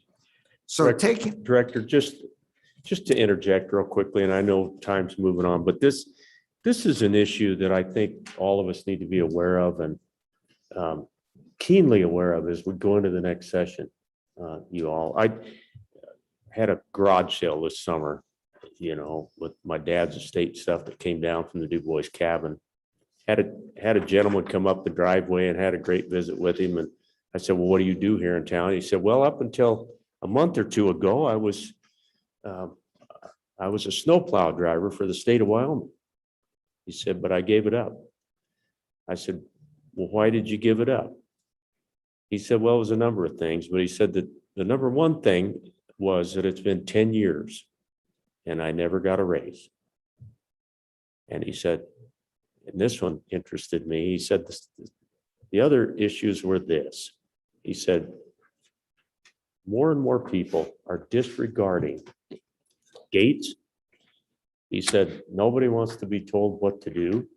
So we've got hundreds of people running gates out there, making it completely a lot less safe to be a snowplow driver. And he said, finally, I'm going out there on the nights that you're bunkered down by your fireplace. All of that just made so much sense. And I wanted to share that today just because it is important. We need to value these guys or we're not going to have them. And I get it. Over the last 6 years, we've been looking for efficiency. We've worked very hard as a legislature, to right-size state government. But it's probably time for us to realize that we're in a situation of either keeping employees or losing them. And so, Director, that puts in with what you're talking about. Thank you, Mr. Chairman. We're in some cases, we're at critical mass. Our dispatch centers, I worry about the most. We're at 65% manned. So that's who dispatches troopers and game and fish and all law enforcement across the entire state. Mandatory overtime, and our retention rate it's not good. I mean, we're paying $15 and like 32 cents an hour. Yeah. And they can just go down the street to the county and increase it by over $2. And so people are, and we, yeah. Senator Anderson. Mr. Chairman, this graph on page 4 really tells us a lot about the employee satisfaction. Also, I noticed that benefits, they don't have hardly any of them put benefits down. And I think that's because the benefits are so good. They don't need an improvement on their benefits because they're so good. They also, and I can't quite read that, pensions and their retirement and everything is real good. They don't need an improvement on that. The one thing they could think they might improve is their wages. In 40 years, I competed with you for employees and always paid them more, but seldom got one to convert because the benefits were so good. So they say they want more money, but when they look at their benefits, they know they're being treated very well with the state of Wyoming, and it's a good career job, and the retirement is real good. No matter what kind of difficulties they had with plowing snow or building whatever they were doing, they know they were doing well at the state of Wyoming. So I think that graph really tells us a lot about how well they're doing. And the only thing they could think of is, yeah, just give me some more money. Thank you. Senator Anderson, that's a good reminder as well. I do think that that's something that we can always emphasize to our state employees to try to hang on to them. So thanks for that as well. Something to remember. Director, let's keep going. You bet, Mr. Chairman, and maybe just a quick thought on the benefits. There's no doubt that the benefits are good. At this point, the benefits are not enough to avoid people leaving because of the compensation issue and because you do have to put food on the table and you do have to pay childcare, et cetera, et cetera. Then really, and on slide 5, wrote ahead in terms of this survey and what we learned. So like I said before, I'm not a throw the survey on the shelf and do nothing type of person. And so in terms of, internal initiatives and what are we doing to make sure that we hear employees and that we help address some of these issues. One is we have stood up 3 employee advisory teams, and it's 3 because the organization is too diverse for one. And so we actually stood up 3 from sort of disparate parts of the organization, meet with them for an hour and a half every month. And really, and that has worked wonders to enhance communications in both directions and give us a chance to work policy and procedures with employees and give them a voice. And so, we've had some good wins initially with some comp time, payout policy issues, or hard hat policy issues. And the list is extensive and ongoing. I'd add 2 in terms of communications that we do town halls twice a year, just in an effort to make sure employees know what's going on.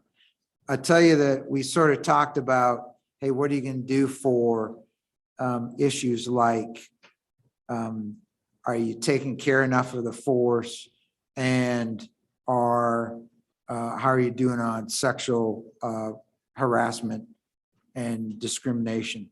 And I think that training always is a key to there. So like I said before, we'll go to an annual sexual harassment and discrimination training and reinforce it at every opportunity that we can. And we've also instigated mandatory leadership training at every level. It has not in the past always been mandatory. And I don't think that leadership comes naturally, although there's some that are more inclined to it than others. But I think it's important to spend the time to talk about what a good leader looks like and how you take care of the men and women that work for you. So we're going to spend some more time on that. And that should help in some of those areas that while they're improving, I'd like them to improve more. And then we'll stay involved externally. We're decisively engaged in a state jobs workforce working group with ANI and others, and some other recruitment and retention type working groups. I am, and this is probably to Senator Anderson's point,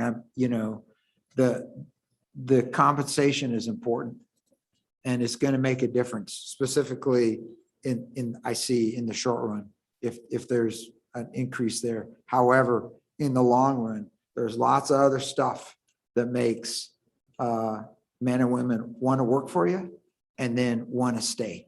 And I think it's really important to keep working those initiatives. In fact, Mr. Rossetti, as my sort of senior personnel guy, and I think we got a list of like 27 or 28 different initiatives that we're working right now that are not compensation related to enhance an employee's experience.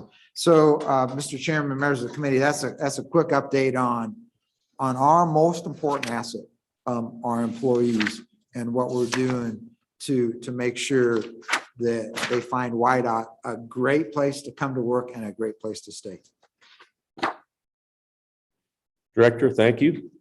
Committee, anything on employment matters, surveys? I like some of the trend lines, Director. Thank you for sharing those. Lots of good information. We're going to go to public comment, Director, on the afternoon's worth of Department of Transportation issues and opening remarks. Do we have anyone in the audience here today who would like to come and visit with us? By the way, Representative Sweeney, thanks for stopping by. It's always good to see you, and Appreciate you sitting in this afternoon. Any public comment here? Heather, anybody on the Zoom call that would like to comment on these two sections of our agenda? Mr. Chairman, we have Director Bach from ANI. I don't know if you want to do that now before public comment or after. I think Director Bach would be appropriate now. So let's bring her on board. Good afternoon, Chairman. Can you hear me? Director Bach, good afternoon. Appreciate your willingness to jump in and join us this afternoon. Can you hear me okay? Yes. Just yet, a little bit? Okay, I'll put it a little closer. Stay as close as you can, Director Bach, because you've got a guy that's hard of hearing running the meeting today, so. I will. Thank you. I will. I know that we're on the agenda. I was gonna, pause and see if you had any questions.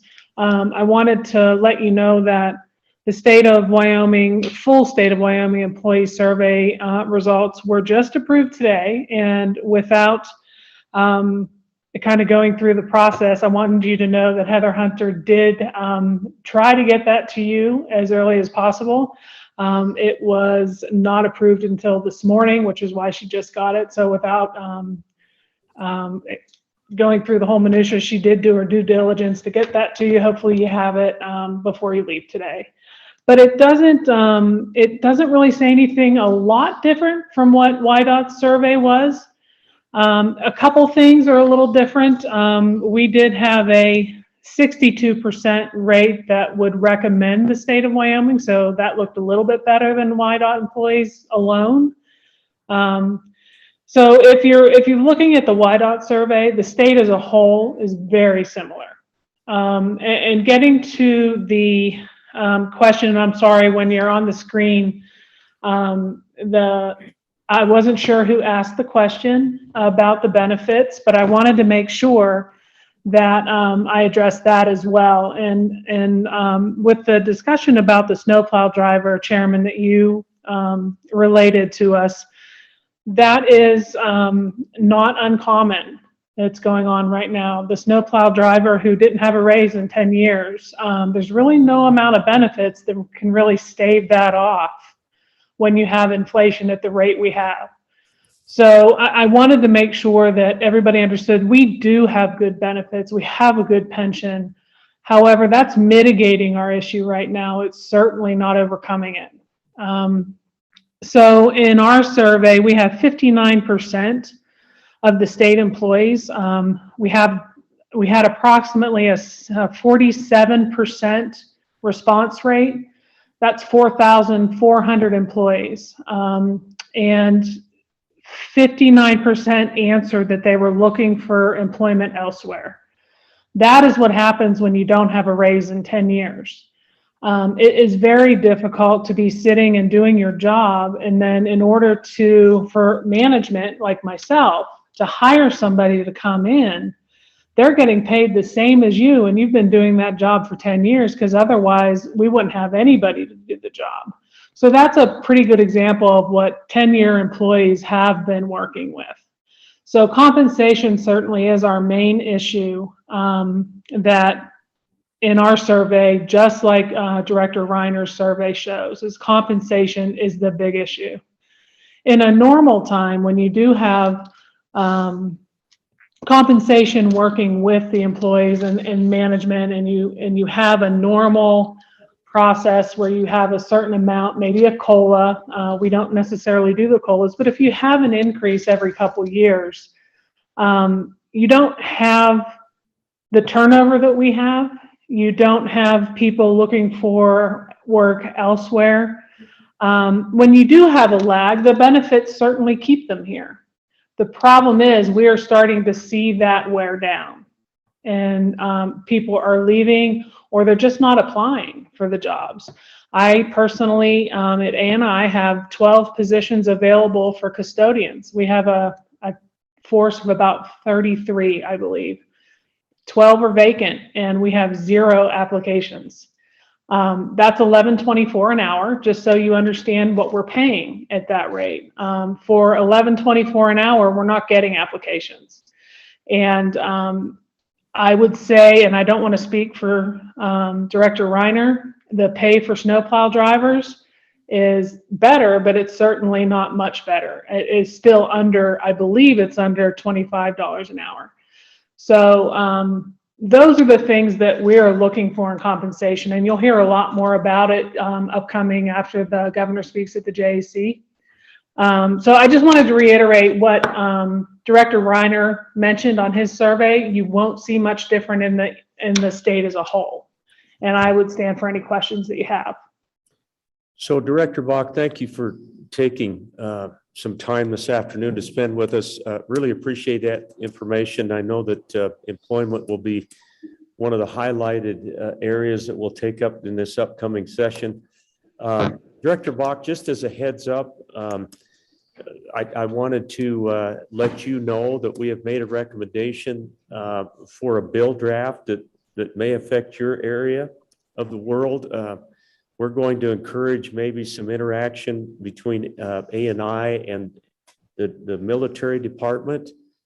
So I would encourage you to stay plugged in with the LSO. I know they'll probably reach out to you, and we look forward to working with you on maybe landing that in a really good spot where we might be able to help our military department and not impact your operation too much. So just wanted to offer that. And then committee, if you have any questions of the director of A&I.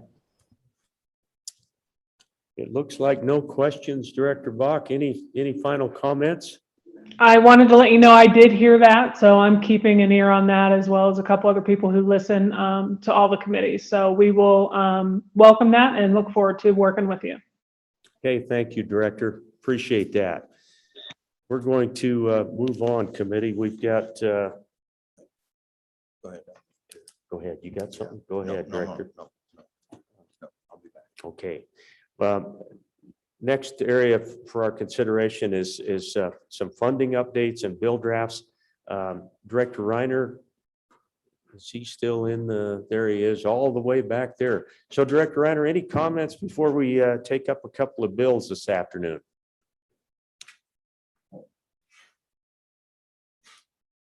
Since we don't have any public comment, we'll move right into this next chunk. Mr. Chairman, really no official comments here, except that, I think we talked about state match during an earlier discussion, and I think that becomes relevant in the discussion that you're about to have. Okay, thank you. We'll reserve the right to come to you as we work these bills. So thank you, Director. Thank you, Mr. Chairman. Committee, I want to change the order of what you see on your agenda. We're going to take up LSO 208.4, highway funding severance taxes. Representative Obermuller has been good enough to be here this afternoon, but has to get to Cheyenne tonight for CAP finance. And so I'd like to work this one first, and then we'll get to the other two bills. Appreciate, Heather, you coming up to assist in walking us through the severance tax bill. Okay, terrific. Thank you, Representative. Mr. Chairman, there's, in addition to the bill draft in your materials, there's also the handout from Dean Tempty. This is supplemental to that. Is that correct, Mr. Representative Openmiller? Okay.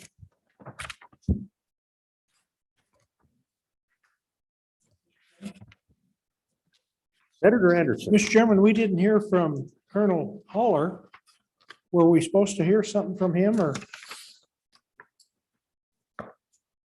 Director and Colonel, we sure didn't mean to jump over the top of you.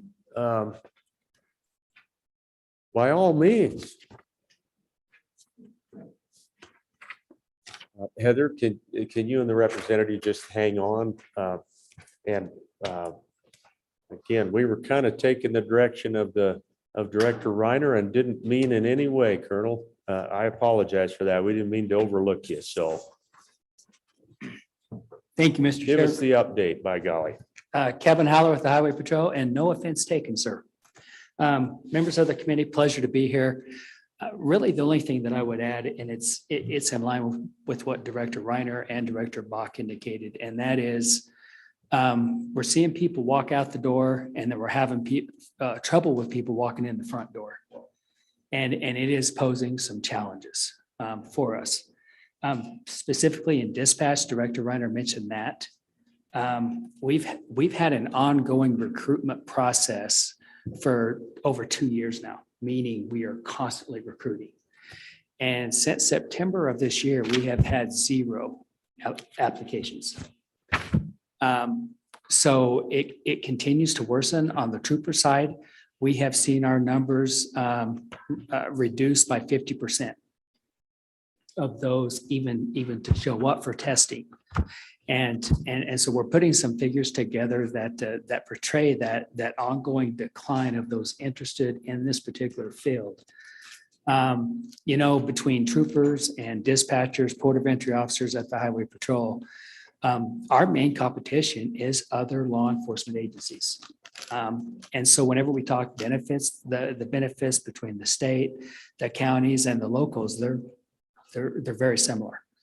But when we talk about compensation and wages, they're becoming more disparate and broad between us and them on being competitive.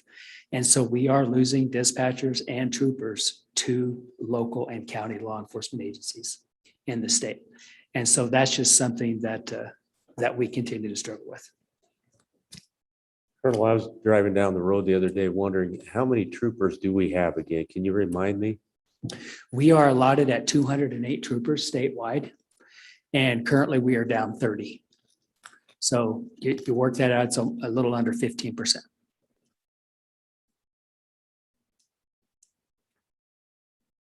Senator Anderson, thank you for reminding me that the colonel is here, and I'm looking your direction and Representative McGuire's direction. Any questions for the colonel?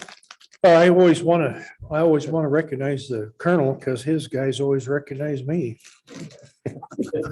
Yeah. Yeah. As they should. It's all those repeated visits that you have with them. That's what's going on there.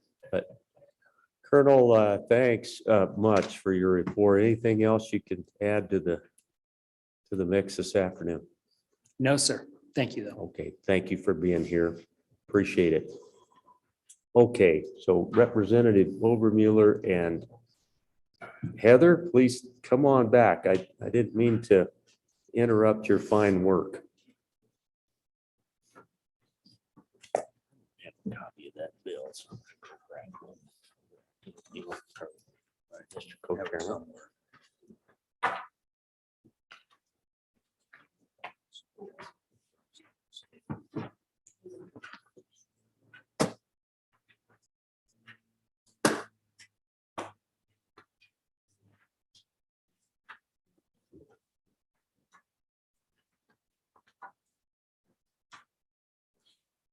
Mr. Chairman, committee, Continue. this is, I'm going to go through Bill Draft 22 LSO -0208, Working Draft 0.4. This bill draft it changes the distribution of a percentage of the severance tax that currently goes to the Permanent Wyoming Mineral Trust Fund and the Common School Account, instead changing it to go to the Highway Fund and the Community College Commission. So beginning at the bottom of page 1, you'll see that this goes into section or into statute 39-14-801. Now, Title 39 are the tax statutes in the Wyoming statutes, and Chapter 14 is the severance tax chapter of the tax statutes of the Wyoming statutes. So in 39-14-801, moving to the top of page 2, what is occurring in this bill draft in subsection B, it describes a particular distribution. And the distribution says It changes what was there to say that instead that for fiscal year 2023 and thereafter, this 1% amount, which you will have charts and things that the chairman, or sorry, that representatives and LSO folks will go through, but it's moving that 1% amount to be deposited 70% to the highway fund and 30% to a separate account that is continuously appropriated for and may be expended by the Community College Commission in accordance with and in addition to appropriations that are available to it in some education statutes. That's 21-18-205. Title 21 is education statutes. Then section 2 specifies that Wyoming statute 39-14-801B6 and F are repealed. So what we just looked at above was B5. Well, B6 says, and you can see at the top of page 3 what is being repealed. B6 it had specified that for fiscal year 2029 and thereafter, where some funds would go. Well, since this bill draft specifies that fiscal year 2023 and thereafter, then this bill repeals the other allocation.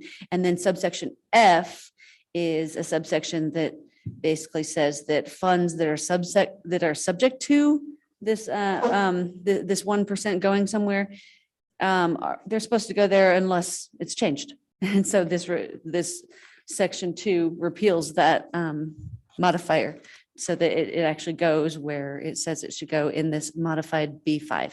Yeah. And then the act is effective on July 1st, 2022. Okay, Heather, thank you very much. Mr. Co-Chairman, do you have a question? You good?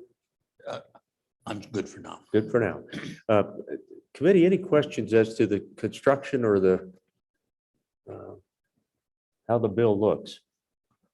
It's got blue in there, it's got red in there. It's a good looking bill. Okay, thank you, Heather. Appreciate that. I do know. Now the co-chairman's got a question. I had to, yeah, Mr. Chairman, I had to kind of roll this around in my yeah, head. no, I get it. So looking at, I'm on page 2, line 9, for fiscal year 2023, and I'm looking at the way the statute currently is. Heather, do you recall when that was put in place? The fiscal year 2023 through fiscal year 2028. Do you recall when the legislature did that? Mr. Chairman, I don't, but I think I can answer your question fairly quickly if I can walk over to the books that are behind the poinsettias. Excuse me. We'll let you. So before we go to Representative Obermueller, there are a couple things, just a couple of statements, committee, that might help to get your juices flowing late in the day here. This, I've never liked presenting a problem without trying to present a solution.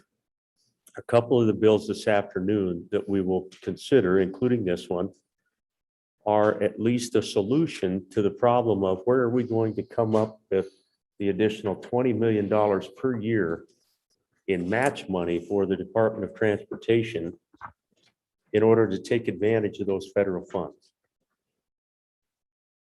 Secondary to that policy discussion is the fact that this does include a 30% carve out for the community college system. Quite truthfully, as much as some of us, I think, believe that that needs to be addressed, that's as much a placeholder as it is something that the Transportation and Military Affairs Committee would normally take up. Let's face it, we're more concerned with the 70%. And this bill would have a long ways to go if we were to support it tonight, for example. A lot of time to work on those sorts of things. But anyway, Heather, how you doing on locating the answer to the co-chairman's question? Mr. Chairman, I believe that those sections in B were put in right this moment. I'm going to say either 2018 or 2020. I'm can't quite zero in on which one they came in, but it was fairly recently.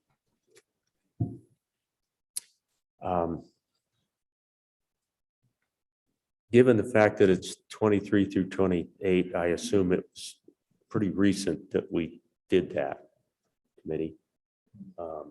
So Heather, while you're looking, let's go on to Representative Obermuller. Representative, I'd love to have you give us an overview of your thoughts on this bill. And Yeah, thank you, Mr. Chairman. Sorry. I thought it'd be good to look at this bill by the numbers, particularly since the Craig report came out. So the numbers that you look at on the handout are coming from the most recent information we have in terms of where we might be in fiscal year 2023. So you look at line 6, the total Craig estimated severance taxes for the year this would go into effect, the total severance taxes, $554,600,000. You look at line 9, you have some constitutional and statutory carve-outs as follows. On line 11, the Permanent Wyoming Mineral Trust Fund as a constitutional calculation based on 1.5% of the valuation of minerals. So if you would go to, if you look at your Craig report, which you can do on your own, if you go to table 9, you can come pretty close to calculating what this number is off of that report. It's not exact because there's some iterations that you don't see on table 9, but it's pretty close. So that's the constitutional piece that's carved out. On line 12, you'll see it's Permanent Wyoming Mineral Trust Fund and the Common School Permanent Land Fund. This is a statutory piece, and that is 1% based on the valuation, Craig, table number 9, and that number is 87 million. So the total carve out to inviolate funds is 217,600,000 for 2023, given no change. so another way of stating that, Representative, that represents the figure that goes to permanent investments. It goes to 2 permanent funds, Permanent Mineral Wyoming Trust Fund and the Common School Permanent Land Fund. Okay, thank you. So if you go on down column G, you'll see that there are other carve-outs of severance taxes that are commonly known as the under the cap carve-outs. So you see those through lines 20 through 26. So line 30 takes us to total carve-outs before rebalancing. So of the $554 million of estimated severance taxes, $372,600,000 are specific carve-outs. So if you look at column H, you'll see the percentages of those carve-outs of the amounts carved out. The amount going to inviolate funds is 58.4%. And then you see the rest of the percentage making up 100% of the carve-out balances. So as you move on to then these columns J through L, you'll see the description of the bill provisions, number 1 and number 2. So in the highway, to the highway fund, 70% of the estimated amount that's going into the statutory piece. You see that 87 million of statutory money is divided here. Highway fund, 70%, which would equal 60,900,000, and to community colleges, 26.1, for the total 87 million that we're pulling out of the this part of the carve out. So 87 million comes out. Then down below, you go down below and see these come back in lines 33 and 34. As those come back in, you'll see that the highway fund picks up the 60 million, the community colleges picks up the 26, and the total of the carve outs once again, is 372.6. So the total carve out does not change, only the mix. And I want you to see what the mix looks like after we do this, if we do this, is now to the inviolate funds, you have 35%. The general fund is 25% and on down. And then these new allocations to the highway fund is 16%. And the community college is 7%. So that's the bill by the numbers, Mr. Chairman. Just a quick statement about, to talk about the bill. I've written out some comments that I would like to read in the interest of keeping them concise and to the point. Absolutely. Mr. Chairman, this bill is a first things first bill, in my view. It's a good idea to save money. It's a good idea to pursue technology as a next generation economic development. First things, however, is taking care of our foundation. The industries that have taken us this far, that have built a modern rural state and continue in that effort. One legitimate purpose of government in Wyoming is to create those conditions which makes a modern rural state possible, Mr. Chairman. Without first-class roads and infrastructure, we have no future for anything else, regardless of how you define what that future should look like from an economic development standpoint. This bill is an important part in that effort to maintain and build a modern rural state. Fuel taxes and fees alone will not keep up with the huge task of staying current with our 36,000 plus miles of roads for which we, the legislature, have a fiduciary responsibility. Severance taxes fit so well into a vision of maintaining and growing first-class roads and infrastructure. Severance taxes have an intergenerational characteristic to it, and the support and development of the ecosystem surrounding WYDOT, the construction industry, and their training partner, community colleges, is certainly a significant part of that intergenerational piece. As to leveraging severance tax dollars for the greatest impact, recycling those tax dollars back to the business community, the agency that administers those dollars, and investing in an educated workforce, to me, Mr. Chairman, is a great way to maximize the leverage potential of those dollars, especially considering that the inviolate funds still have their constitutional 1.5 funding source. And we've heard different leverage concepts today as we've listened to the testimony, particularly in the way this money would leverage itself against the federal dollars that are out there. So in summary, Mr. Chairman, I believe this bill multitasks in significant ways. It sustains and builds on our current strengths around jobs that pay well above minimum wage, on projects that are an integral part of Wyoming's future, and on people improving themselves through education. It's hard to find better leverage of sources for our current and future generations. So today, Mr. Chairman, Mr. Co-Chairman and committee, today I'm asking you to consider this bill as a committee bill and give it the lift and committee gravitas that I believe it deserves. Thank you, Mr. Chairman.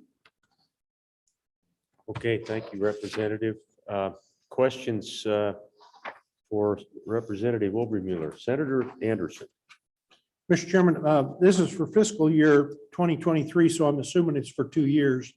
So that means that it's only about 30 million a year for highway and about 13 million a year for colleges, right? If it's a 2-year thing. And then we have 8 colleges. So that means about 1.6 million per college. Is that correct? I'll leave the math up to you. Mr. Chairman, Senator Anderson, this is a 1-year picture. If you go to your Craig report, this relates to a specific year. Oh, it's 1 year? Yeah. Oh, okay, good. This is per year, and one good way, Senator, to look at that community college system, this is not exact, but just as a percentage of breakdown, Casper and Cheyenne, for example, probably 20%, and the smaller colleges a little bit less than that. So it's a distribution system, not equal amounts to each of the 8 colleges. Oh, It's based on enrollment and square footage and some other things, but so it would be dispersed under that, I'm assuming under that, that formula. Okay, thanks. So, okay, any other questions, committee? Heather, what did you find out? Mr. Chairman, the exceptions in subsection B, there's an old paragraph 1 and 2, and those came about in 2009. However, the exception that was in paragraph 3 came about in 2018.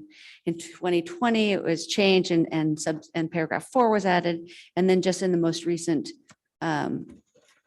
session in 2021, paragraphs 5 and 6 were added. So it seems as though there have been several different iterations of what to do with these additional monies. And I don't have the numbers, but I think that some of those amounts have been reflected. And I think that the committee even heard about some of these amounts at the previous meeting on this sheet from Mr. Tempty that show what some of those amounts were as they were designated here or there according to the different things. But it's just been recent years, 2018, 20, and 21 that have changed and added the most of the exceptions in paragraph or in subsection B. Thank you, Heather. 2009 is the date that I was sitting here trying to remember. I was a younger legislator then, and that came about committee because at that time we had money rolling in. And we decided as a legislature to put an additional 1% away. It was essentially that. So that's the statutory amount that you hear about that goes to the Permanent Mineral Trust Fund. That's up to us to do whatever we want with it. And up to this point, we have invested that money. We changed in 2018. And that was a result, you remember, that the K through 12 system was beginning to lag behind in its ability to sustain budgets. And so that was primarily the reason for that 2018 amendment to this. But it's a statutory diversion of those funds to the permanent accounts. What Representative Obermuller's bill is suggesting that we do is to invest those monies in two of what I tend to believe are chronically underfunded agencies within our state government. So any further questions? We'll go to public comment on this bill if there's no questions. And Mr. Tempty is also on if the committee were to have questions of him. There are Zoom folks on Mr. board, you Tempty, say? From LSO, from the fiscal or of LSO.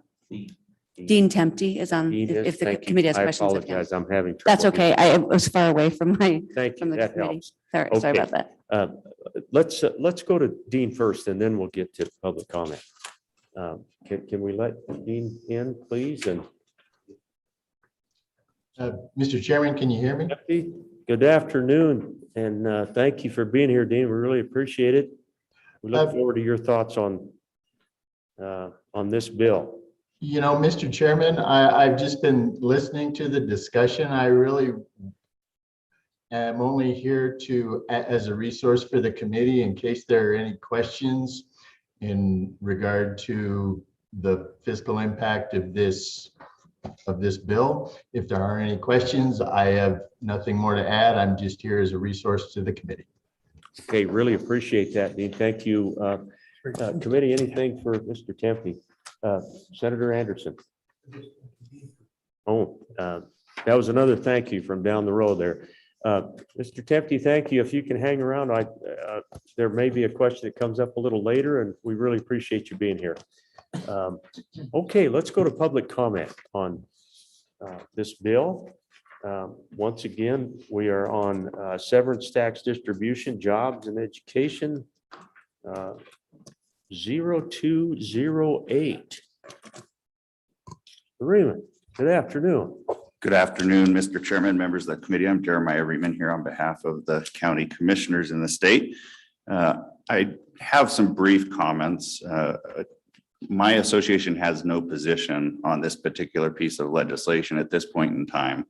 But Representative Obermuller and I have been communicating a little bit about this approach and its potential to support highway maintenance and construction across the state.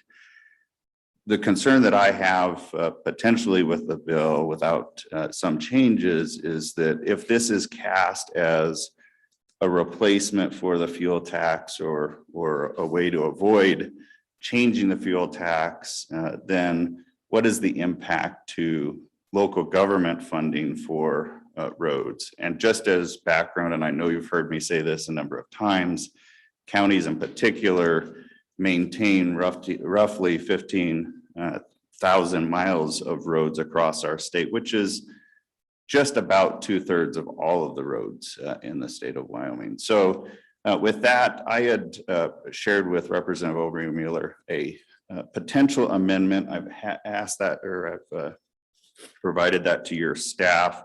Hopefully you have that in front of you.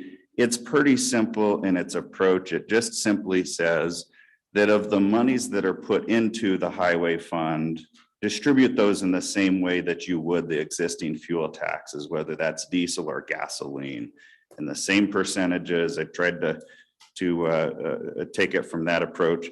I don't profess that this language is perfect. It would take you and your staff to make it better, but it is intended to just share it amongst all of the entities that are responsible for roads in this state in the same way that our fuel taxes are today. So with that, Mr. Chairman, I'd be happy to answer any questions about it, and thank you for your consideration of that. So, Mr. Riemann, if we make this change to the bill, would that change the stance of the county commissioners? Mr. Chairman, likely so. I would certainly take it to them with a more favorable approach. Again, if this is cast as the replacement for fuel tax, it's difficult for us to approach or support it in its current version, I would believe. Okay, thank you. Senator Anderson. Mr. Chairman, I am concerned about it, the fuel taxes also, and this trying to take its place.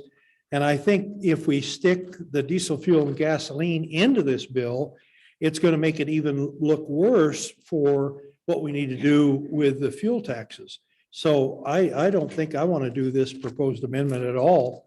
I want to leave that completely out of it and talk about fuel taxes somewhere else, but not confuse it with this one and make it sound like we're taking care of the fuel taxes with this bill. Well, Mr. Riemann, that sounds like somebody's putting on the boxing gloves there with you right now. Mr. Chairman, what I was attempting to do is just find an easy way to distribute this funding in the exact same way that it's distributed today for our road maintenance across the state. Another approach, if you want to take out the words diesel and fuel tax, is to carve out an amount that goes to the local governments equivalent to what would go there today.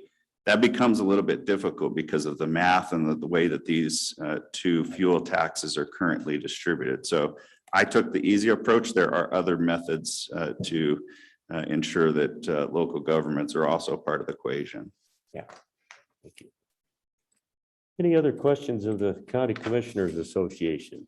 Mr. Riemann, I certainly get it. I mean, this committee actually took up the issue of county roads as an interim topic. So I think you had us at hello on that front. Anything we consider this afternoon is just aimed at exactly what you said, which is, how do we begin to mitigate some of the impact on our roads out there? And that includes county, city, towns. So appreciate your input. Thank you. All right. Further public comment? Any further comment? Mr. Chairman, Heather. Oh, Heather, thank you. we have two individuals on Zoom, if you want to take them after. Thank you. I think we're going to take the ones in the room here real quick, and then we'll go to the Zoomers. How about that? So good afternoon, Katie. How are you? Please state your name for the record. Good afternoon, member. Good afternoon, Mr. Chairman and members of the committee, I'm Katie Legursky with the Associated General Contractors of Wyoming. This will come of no surprise to you guys, but we are supportive of this bill. The contractors are very concerned about the additional funds coming in from the federal government and the state of Wyoming being able to match them. A number of years ago, the state of Montana had to turn around federal funds because they did not have the state match. And fortunately, their legislator responded to them and provided the additional funding. We are very supportive of looking at any additional funding streams to help the state of Wyoming match the federal funds that are coming in. The contractors probably understand better than anyone in this room, except for YDOT, the true condition of our highways. They continue to deteriorate at a very alarming rate. We continue to do a pavement preservation, which really doesn't fix the crux of the problems with our highways because we are not touching the base.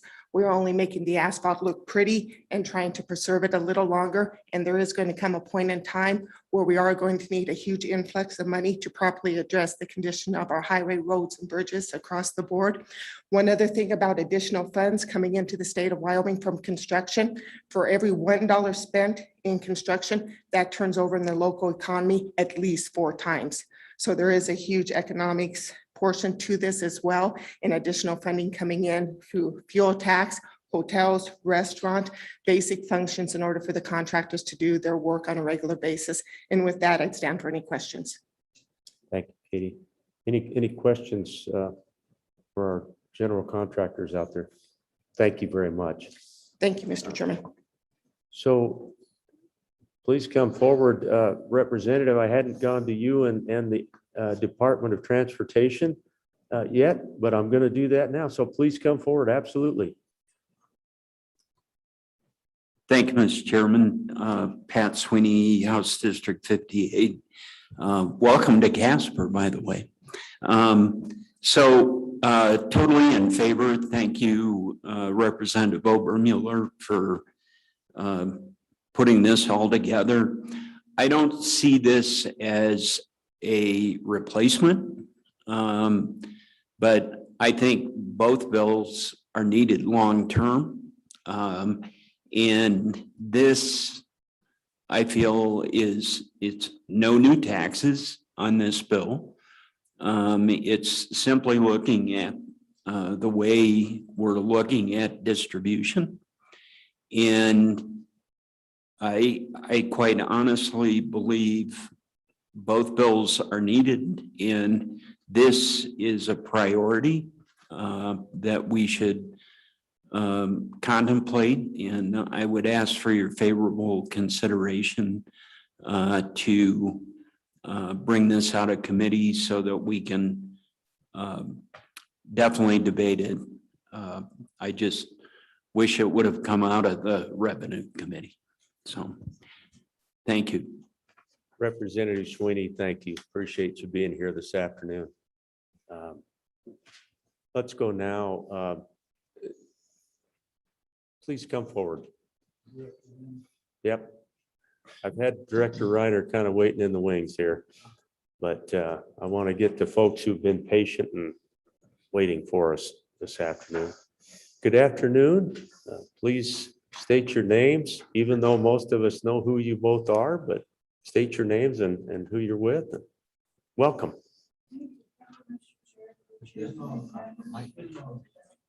I'm Kathy Dolan. I'm a Casper College trustee. I've been a trustee for many years. The college is my passion. Our students are my passion. Mr. Chairman, my name's Steve Degenfelder. I'm with a local oil and gas company, but in this capacity, I appear before you tonight as a Casper College board chairman of the Board of Trustees. And Kathy and I also serve on the Wyoming Association of Community College Trustees. And in that capacity, we are active with legislators, and that's why we're appearing before you as trustees. Thank you both for being here. Please continue. Mr. Chair, co-chair, committee members, First, I want to thank all of you for your careful consideration of this bill, and Representative Obermuller, thank you for your very thoughtful construction of this bill, and thank you also for taking the time to visit with Trustee Degenfelder and the President and I. In previous legislatures, you have heard about sustainable funding for the community colleges. There are a few bills now that have been considered by the Joint Education Committee, and they have moved out of the committee. I would ask you to support moving this endeavor out of the committee to get the discussion out in the open. Hopefully something will stick and get some predictable funding for the community colleges. We are funded by 5 mills and property tax in the district in which the colleges physically reside. Additionally, we get some funding from motor vehicle fees. We are also funded by credits and completion rates, and credits are funded. There's a formula for the type of credit, and an example of that would be an in-seat credit would probably not be worth as much as an intensive lab situation. We have absorbed quite a few external costs over the past years. The community colleges do not have any external cost adjustment. So we are funded by the state taxes and by the tuition of our students.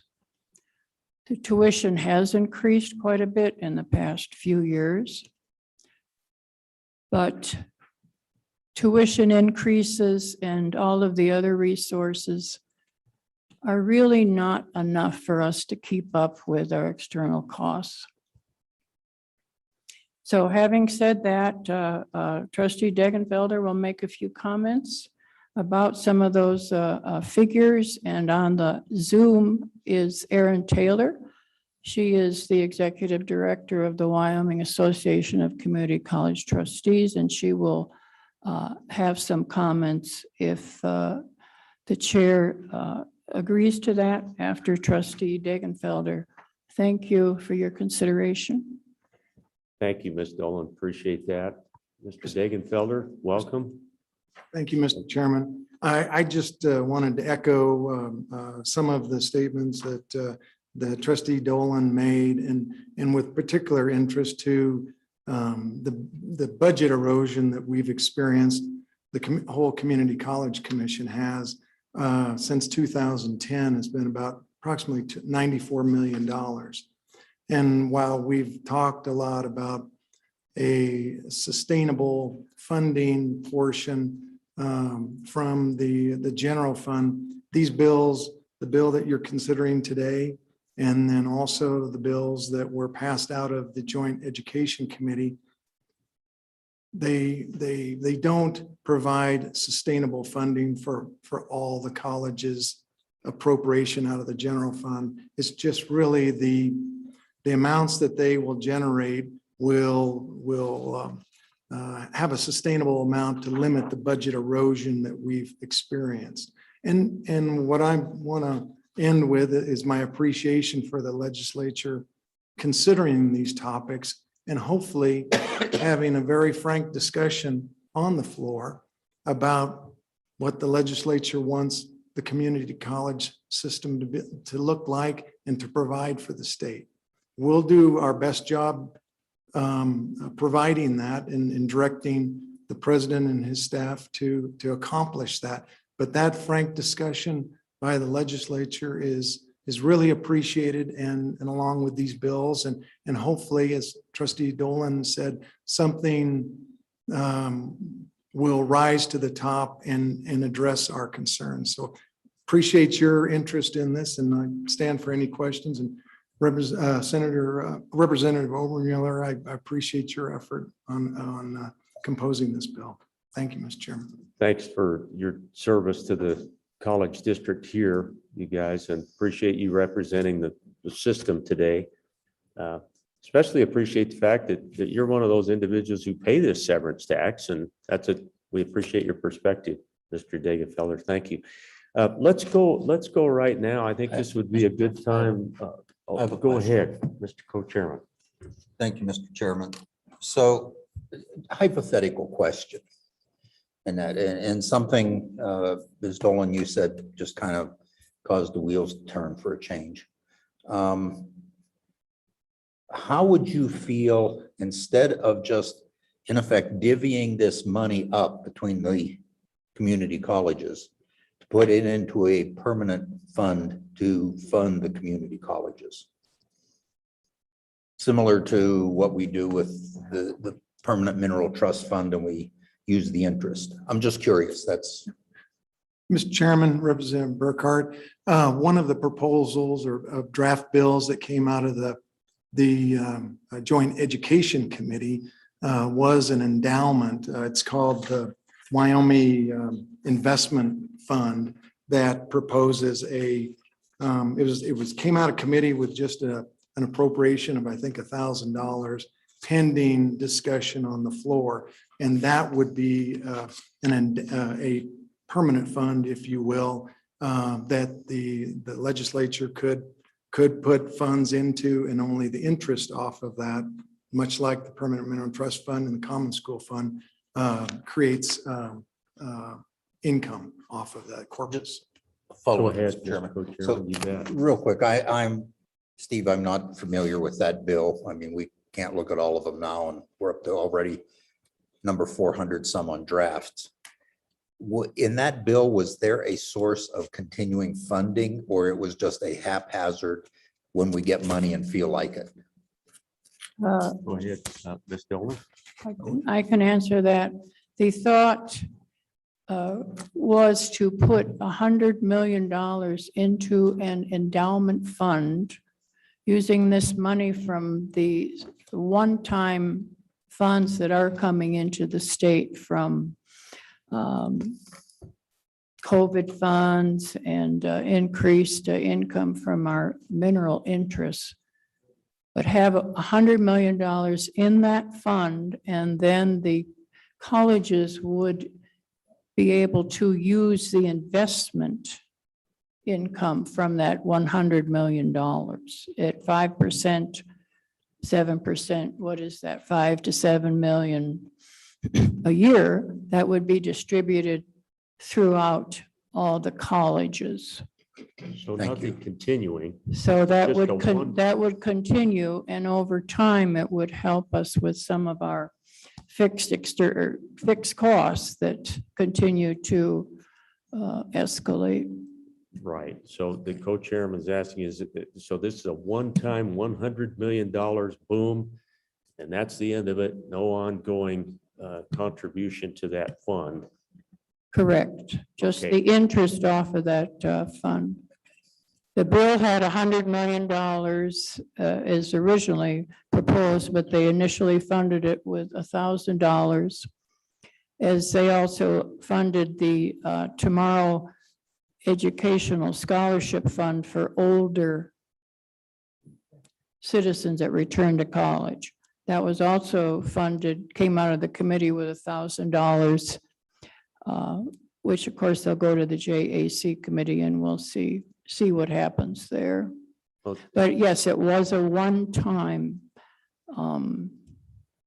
If we could have a permanent way to fund the community colleges adequately for the work that we're always charged to do, which is to develop the workforce, which is important for our state, that would be superb, I would think. I have no idea how that would work. Well, it's good to know that the Education Committee has been working hard during the interim. Senator Anderson, and Mr. then Chairman, we're going to go to other public comment. If we set up that permanent fund, we could always put more money into it. The 100 million was just the initial amount they put in there. But if we have good years again, we could put another 100 million in there. So it won't be limited to that necessarily in the future. Thank you. That's correct, Senator. Good point made. And Thank you again, you two, for being here. I'm going to go to the executive director of your trustees association, and we'll do that via Zoom. If you could let Ms. Taylor in. Thank you. I think the timing is good to have her add some comments. Don't forget about White. I know. We'll go to White. Yeah. Director Reiner will come to you to bring us home on this whole issue. Okay. Mr. Chairman, good afternoon. Can you all hear me okay? Ms. Taylor, get real close to your microphone if you would for us, please, and welcome. Okay, thank you for that, Mr. Chairman. Again, my name is Erin Taylor. I serve as the Executive Director of the Wyoming Association of Community College Trustees, otherwise known as WACD. And you heard from two of our trustees today from Casper College. I really couldn't have asked them to do a better job in explaining the complexity of the situation that we have before you. We don't have the privilege of testifying before your committee very often. Usually it's appropriations or joint education. But what you heard today is just a little bit, just a nibbling around the edges of the complexity of the issues surrounding the community colleges and what sustainable funding looks like for the colleges. So I just thought that I would provide a little bit of background. Over the years, you heard from Trustee Dolan, the colleges are challenged. We do not have an external cost adjustment, and those costs continue to increase. We are challenged with employee compensation and being competitive in the market. All across the state, community college employees can go down the street and work in their K-12 district and make more money. And that, we have examples of that all across the state. Sustainable funding, employee compensation, looking for ways to really make sure that how the colleges are funded shores up with how the services are delivered. So there's a lot to this issue. It's not simply about give us more money. And that's why we really appreciate having the opportunity to be before another committee.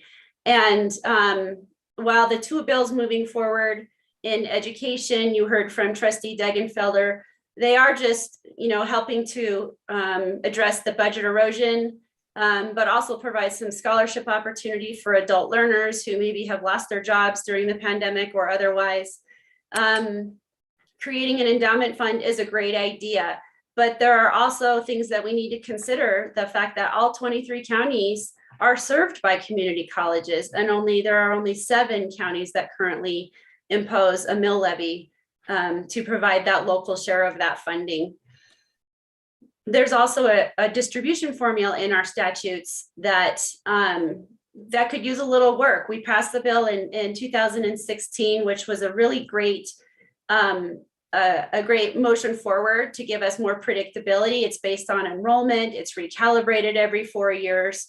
But the costs or the weights that are given to the types of class delivery in there can be adjusted. And a great example of that comes from the pandemic, where currently a distance course or virtual delivery is weighted less than in-course or in-person delivery. And the pandemic has shown us that that's likely not the case. And in fact, it might even cost more to deliver a class via virtual delivery. So there are just some things that require more conversation. And we've been trying to bring these issues to light for several years now. We did have a select committee 2 years ago addressing sustainable funding and governance for the community colleges. And it was probably one of the most robust conversations that I've seen in my term working with the legislature with regard to community college funding. But we didn't get anything out of that process in terms of meaningful change moving forward. And now we do have Gillette College, earning their vote from their people to become their own district.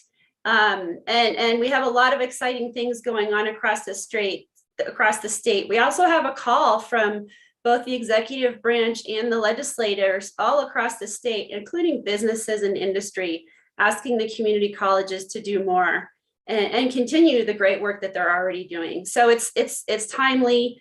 There's a lot more work to do.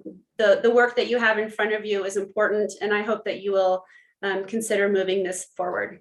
I would be happy to answer any questions. And I can tell you that we also have someone from the Community College Commission on the Zoom if you have questions for them as well. Thank you, Mr. Chairman. Thank you, Ms. Taylor, very much. Appreciate that. Any questions, committee, of the executive director? Okay, very good. Thank you. Heather, who else do we have on Zoom this afternoon? And then I'll look one more time at the inside here. Mr. Chairman, we have Larry Buckholz on Zoom. Okay, let's bring her on board. Thank you, Mr. Chairman. Larry Buckholz, CFO at the Community College Commission. I would just commend Ms. Taylor on her presentation. Everything was very factual and there are some challenges facing the funding for the colleges, as you yourself recognized a little bit earlier in the afternoon. And the only thing I really would like to add is just to affirm what you had said about the distribution of any potential additional funding coming to the colleges, and that it goes into a funding allocation model prescribed by statute and commission rule. And your percentages were spot on. Casper College and LCCC here in Laramie County get about 20% of the state distribution. And the other 5 colleges get a proportional share less than that. And it is factored on both enrollment and the amount of local revenue that is collected by the 7 college districts.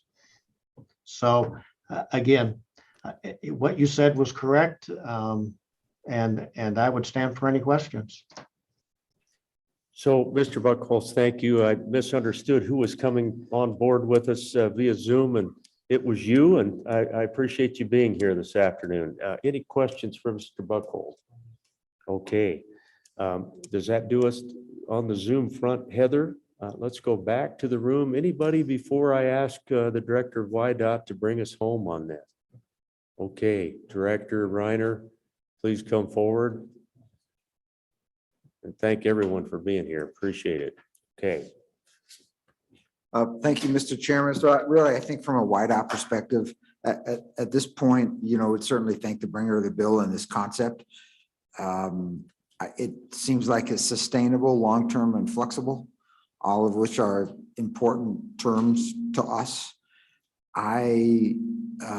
It would certainly allow us to meet the match requirements that we discussed before, and would go a long way to meeting some of the other funding priorities that were identified in that study that we just don't get to. So there's some benefits there. Certainly, fuel taxes, a tax of diminishing returns, and this one is not. As we look for alternate funding sources for the transportation system in the state.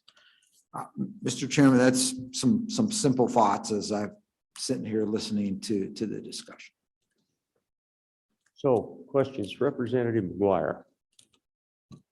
Thank you, Mr. Chairman. And you touched on it a little bit, the whether or not it should be subject to a formula. So I'm going to talk about sources of income, something that you should get those synapses firing again. So this is a distribution of severance tax, which to me is very different than a fuel tax.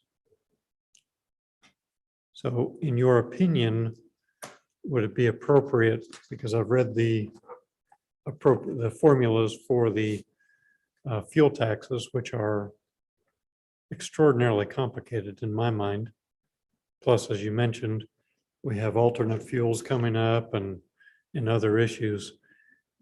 Would it be appropriate to funnel this money through the formula set forward for fuel taxes? Or in your opinion, would it be more appropriate to put it in the appropriate account and allow it to be spent at the discretion of the department? Thank you, Mr. Chairman. Director. Yeah, Mr. Chairman, Representative, I'm not sure I understand exactly the question you just asked me. So in terms of when you said formula, are you talking the amendment proposed by the county? And Mr. Chairman, I'll tell you, I think to the response to that, it's what is the legislative intent here? Is it to, if it's to replace fuel tax, then the argument from the county is exactly correct. If it's additional income for state roads with a funding gap, then it's not. I think it boils down to pure legislative intent. I can understand both sides of that story. And I think that's your intent. Thank you. Further questions? Committee, Representative Obermueller. Thank you, Mr. Chairman. Director Reiner, as it relates to the bill as it currently exists, do you have mechanisms within your department to share with counties, or how would counties benefit, or would they benefit just the way this bill is written without any amendments? Go ahead, Director.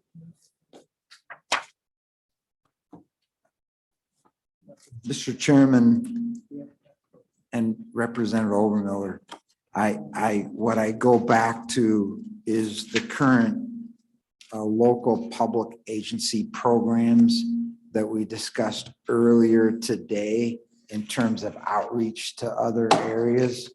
And that was this form that looked like this on both sides. There's some state funding that's on here that we have limited in disbursement and decreased disbursement over the last several years. This is state income. Would be state revenue. The rules are very different on state revenue than federal revenue. And so right now, the answer would be, it would help fund the programs that are on here. With your permission, Mr. Chairman, let me see if there's anything else my chief financial officer or chief engineer would whisper in my ear as I think through maybe some of the subtleties of that question. They're actually whispering among themselves right now. And so I think maybe you're going to get some help, Director.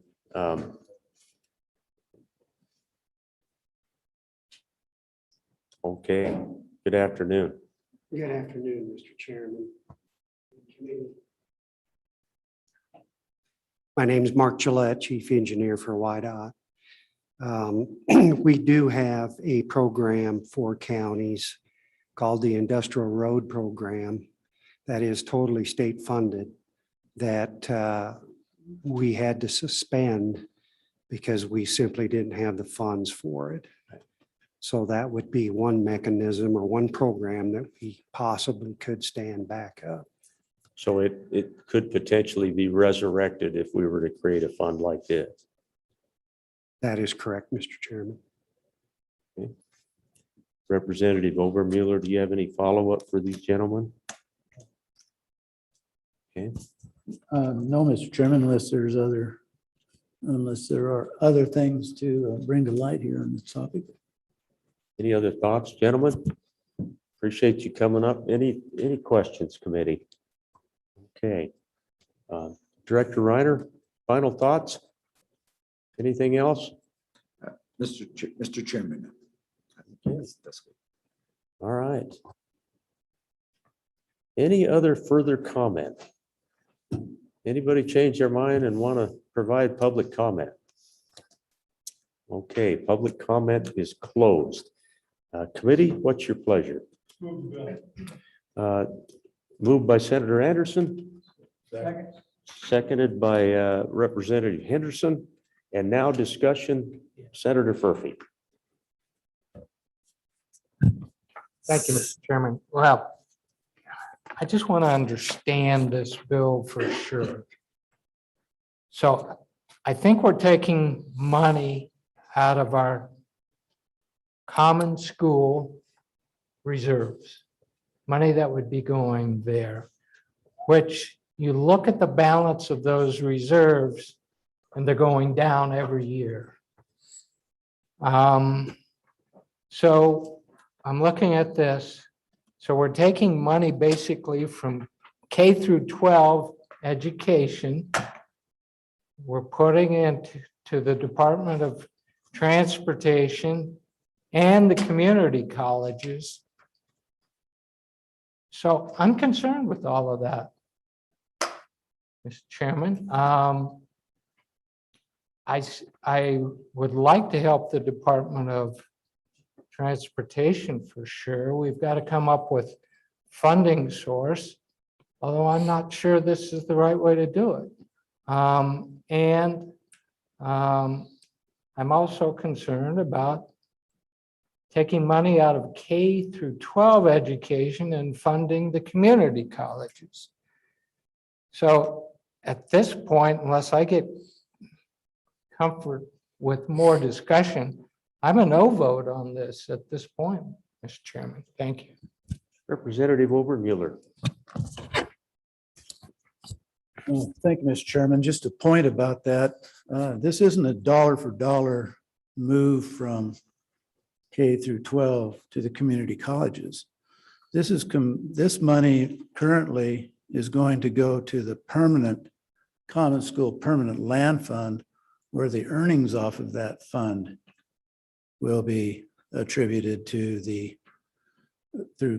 K through 12. So we're comparing the gross amount to face a significant problem we have in infrastructure, the gross amount. So that for 2023, that number is around 87 million. You're comparing the 87 million to 5% of that, or whatever the spending policy, current spending policy is 5%. So you're looking at 5% of 87 million. So those are the dollars you are comparing. And also, Mr. Chairman and members of the committee, the Common School Permanent Land Fund, there is a schedule that you have in your materials regarding how that fund is currently being funded. And you will see that by the Constitution, there are two pieces that are required that go into that fund. So that fund is currently being funded to a large degree. Plus, it's growing because of its size. It's growing just by the value of the stock market itself. So this fund is growing. It's not going down. Taking this money out of there is not going to decrease the value of this fund over time, because it has its own energy at being valued at $4 billion. It has its own energy with its own funding source. This is a brand new funding source to a permanent fund that we're talking about here. So it's not like we're stealing money that they've always had.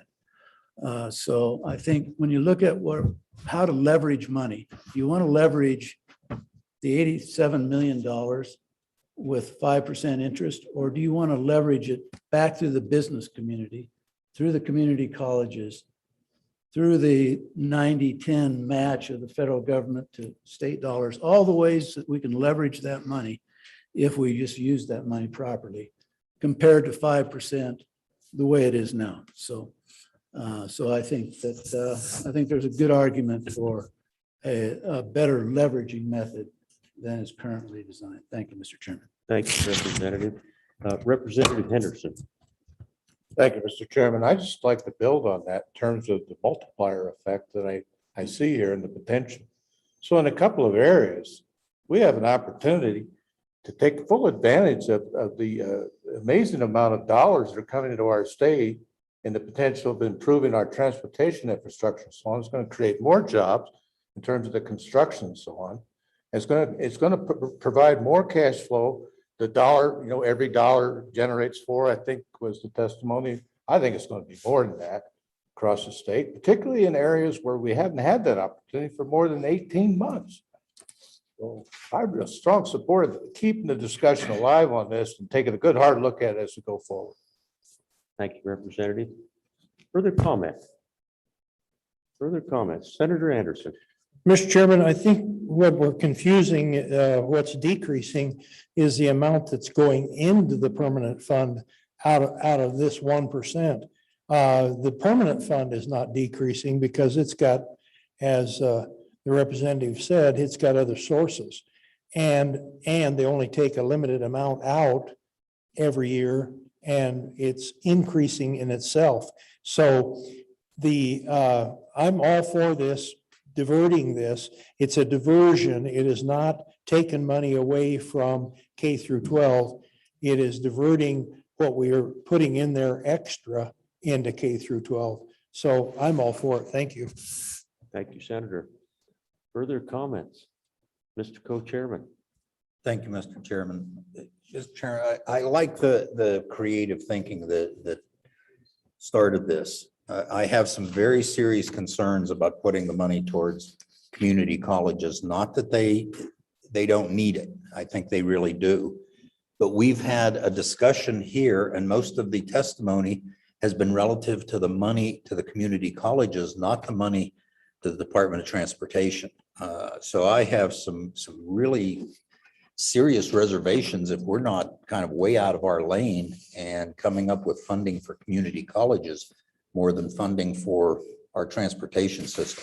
Like I said, I like the creative thinking of this, and you know, the diversion of the statutory amounts. This is like a ping pong ball. Every session we argue this and go back and forth about where that diversion should be taken.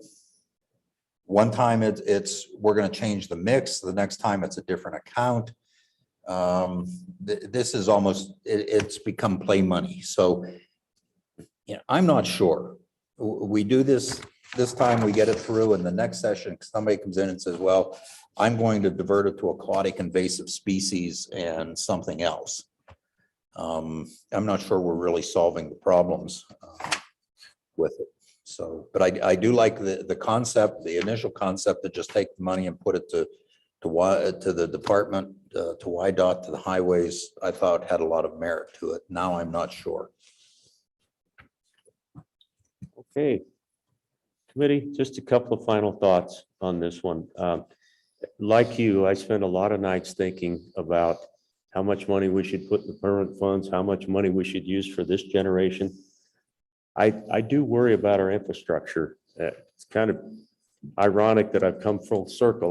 One of the first committee meeting that I attended as a legislator was this committee on transportation. We have been talking since that time, way back when, about some kind of sustainable effort to get these highways back up to where they need to be. We heard testimony tonight that our highways are reaching a desperate point. We can continue to hide our head wherever we want to hide it, but that's not going to go away. In fact, it's going to rear its ugly head in a big, big way one of these days. And that's not good conservative government. We should be taking care of what we have. And the one thing that I like about this bill is that it presents an option. The co-chairman's right. It's going to be like a ping pong ball, and I'm sure that the percentages will get worked and reworked. There will be lots of hand wringing, and perhaps our transportation infrastructure will finish last again, and we won't get this through. But I like the idea of at least getting it to this session so that we can continue the conversation about this additional 1% going to our permanent funds. Do we really want to be doing that? I think that's the policy discussion today is, do we still have the kind of funds available that we can afford to put an additional amount to our permanent savings? I think maybe the investment in a couple of things that really need it might be in order right now. And so I'm going to support this bill. As I said, will it get all the way through? I don't know, but I look forward to having that conversation. If it gets that far, I think it'll be appropriate that the Transportation Committee says, hey, here's an option. Here's an option that will help us to match that federal funding that's coming in. So, are you ready for the question? All right, Heather, please. Are we going to go through the bill? Yeah, we better. Yeah, thanks, Mr. Chair. Let's talk about any amendments that somebody might have. So how about amendments on page 1? Thanks, Don. Appreciate it. Amendments, page 2.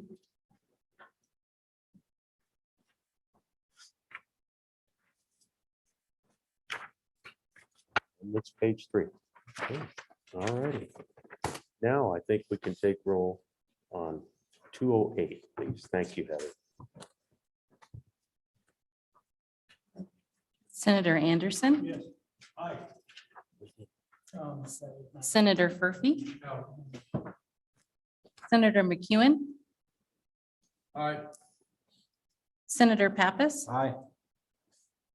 Representative Baker. No. Representative Brown. Excused, Representative Burt. excused, Representative Henderson. Aye. Representative McGuire. Aye. Representative Obermueller. Aye. Representative O'Hearn. Aye. Representative Stivar. excused, Co-Chairman Burkhart.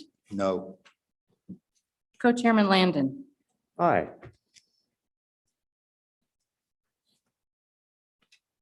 8 ayes. I think maybe that might be a Senate bill. What do you think? okay. Yeah. You want to hold the rest till tomorrow? Well, it is money, though. Yeah. Maybe it better start in the house, huh? It's got to start in the house. Say that again, Do you want to hold the other two till tomorrow? maybe. It's getting late. don't you think?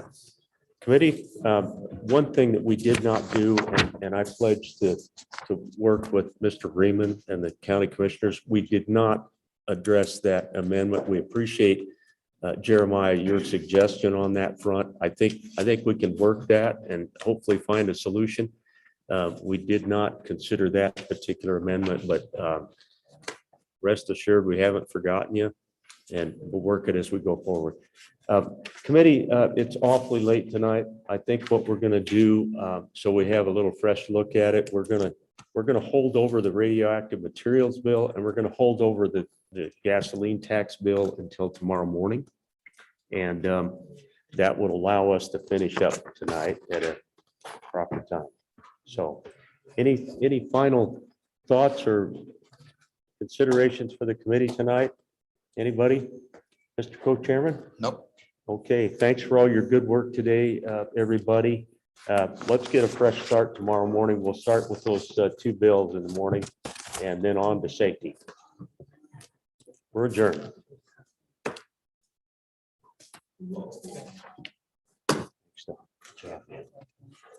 Thanks for keeping me straight. I knew that one would pass. That's why I just voted.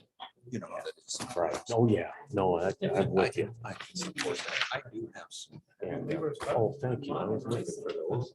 Quick question. Who's going to run the meeting tomorrow?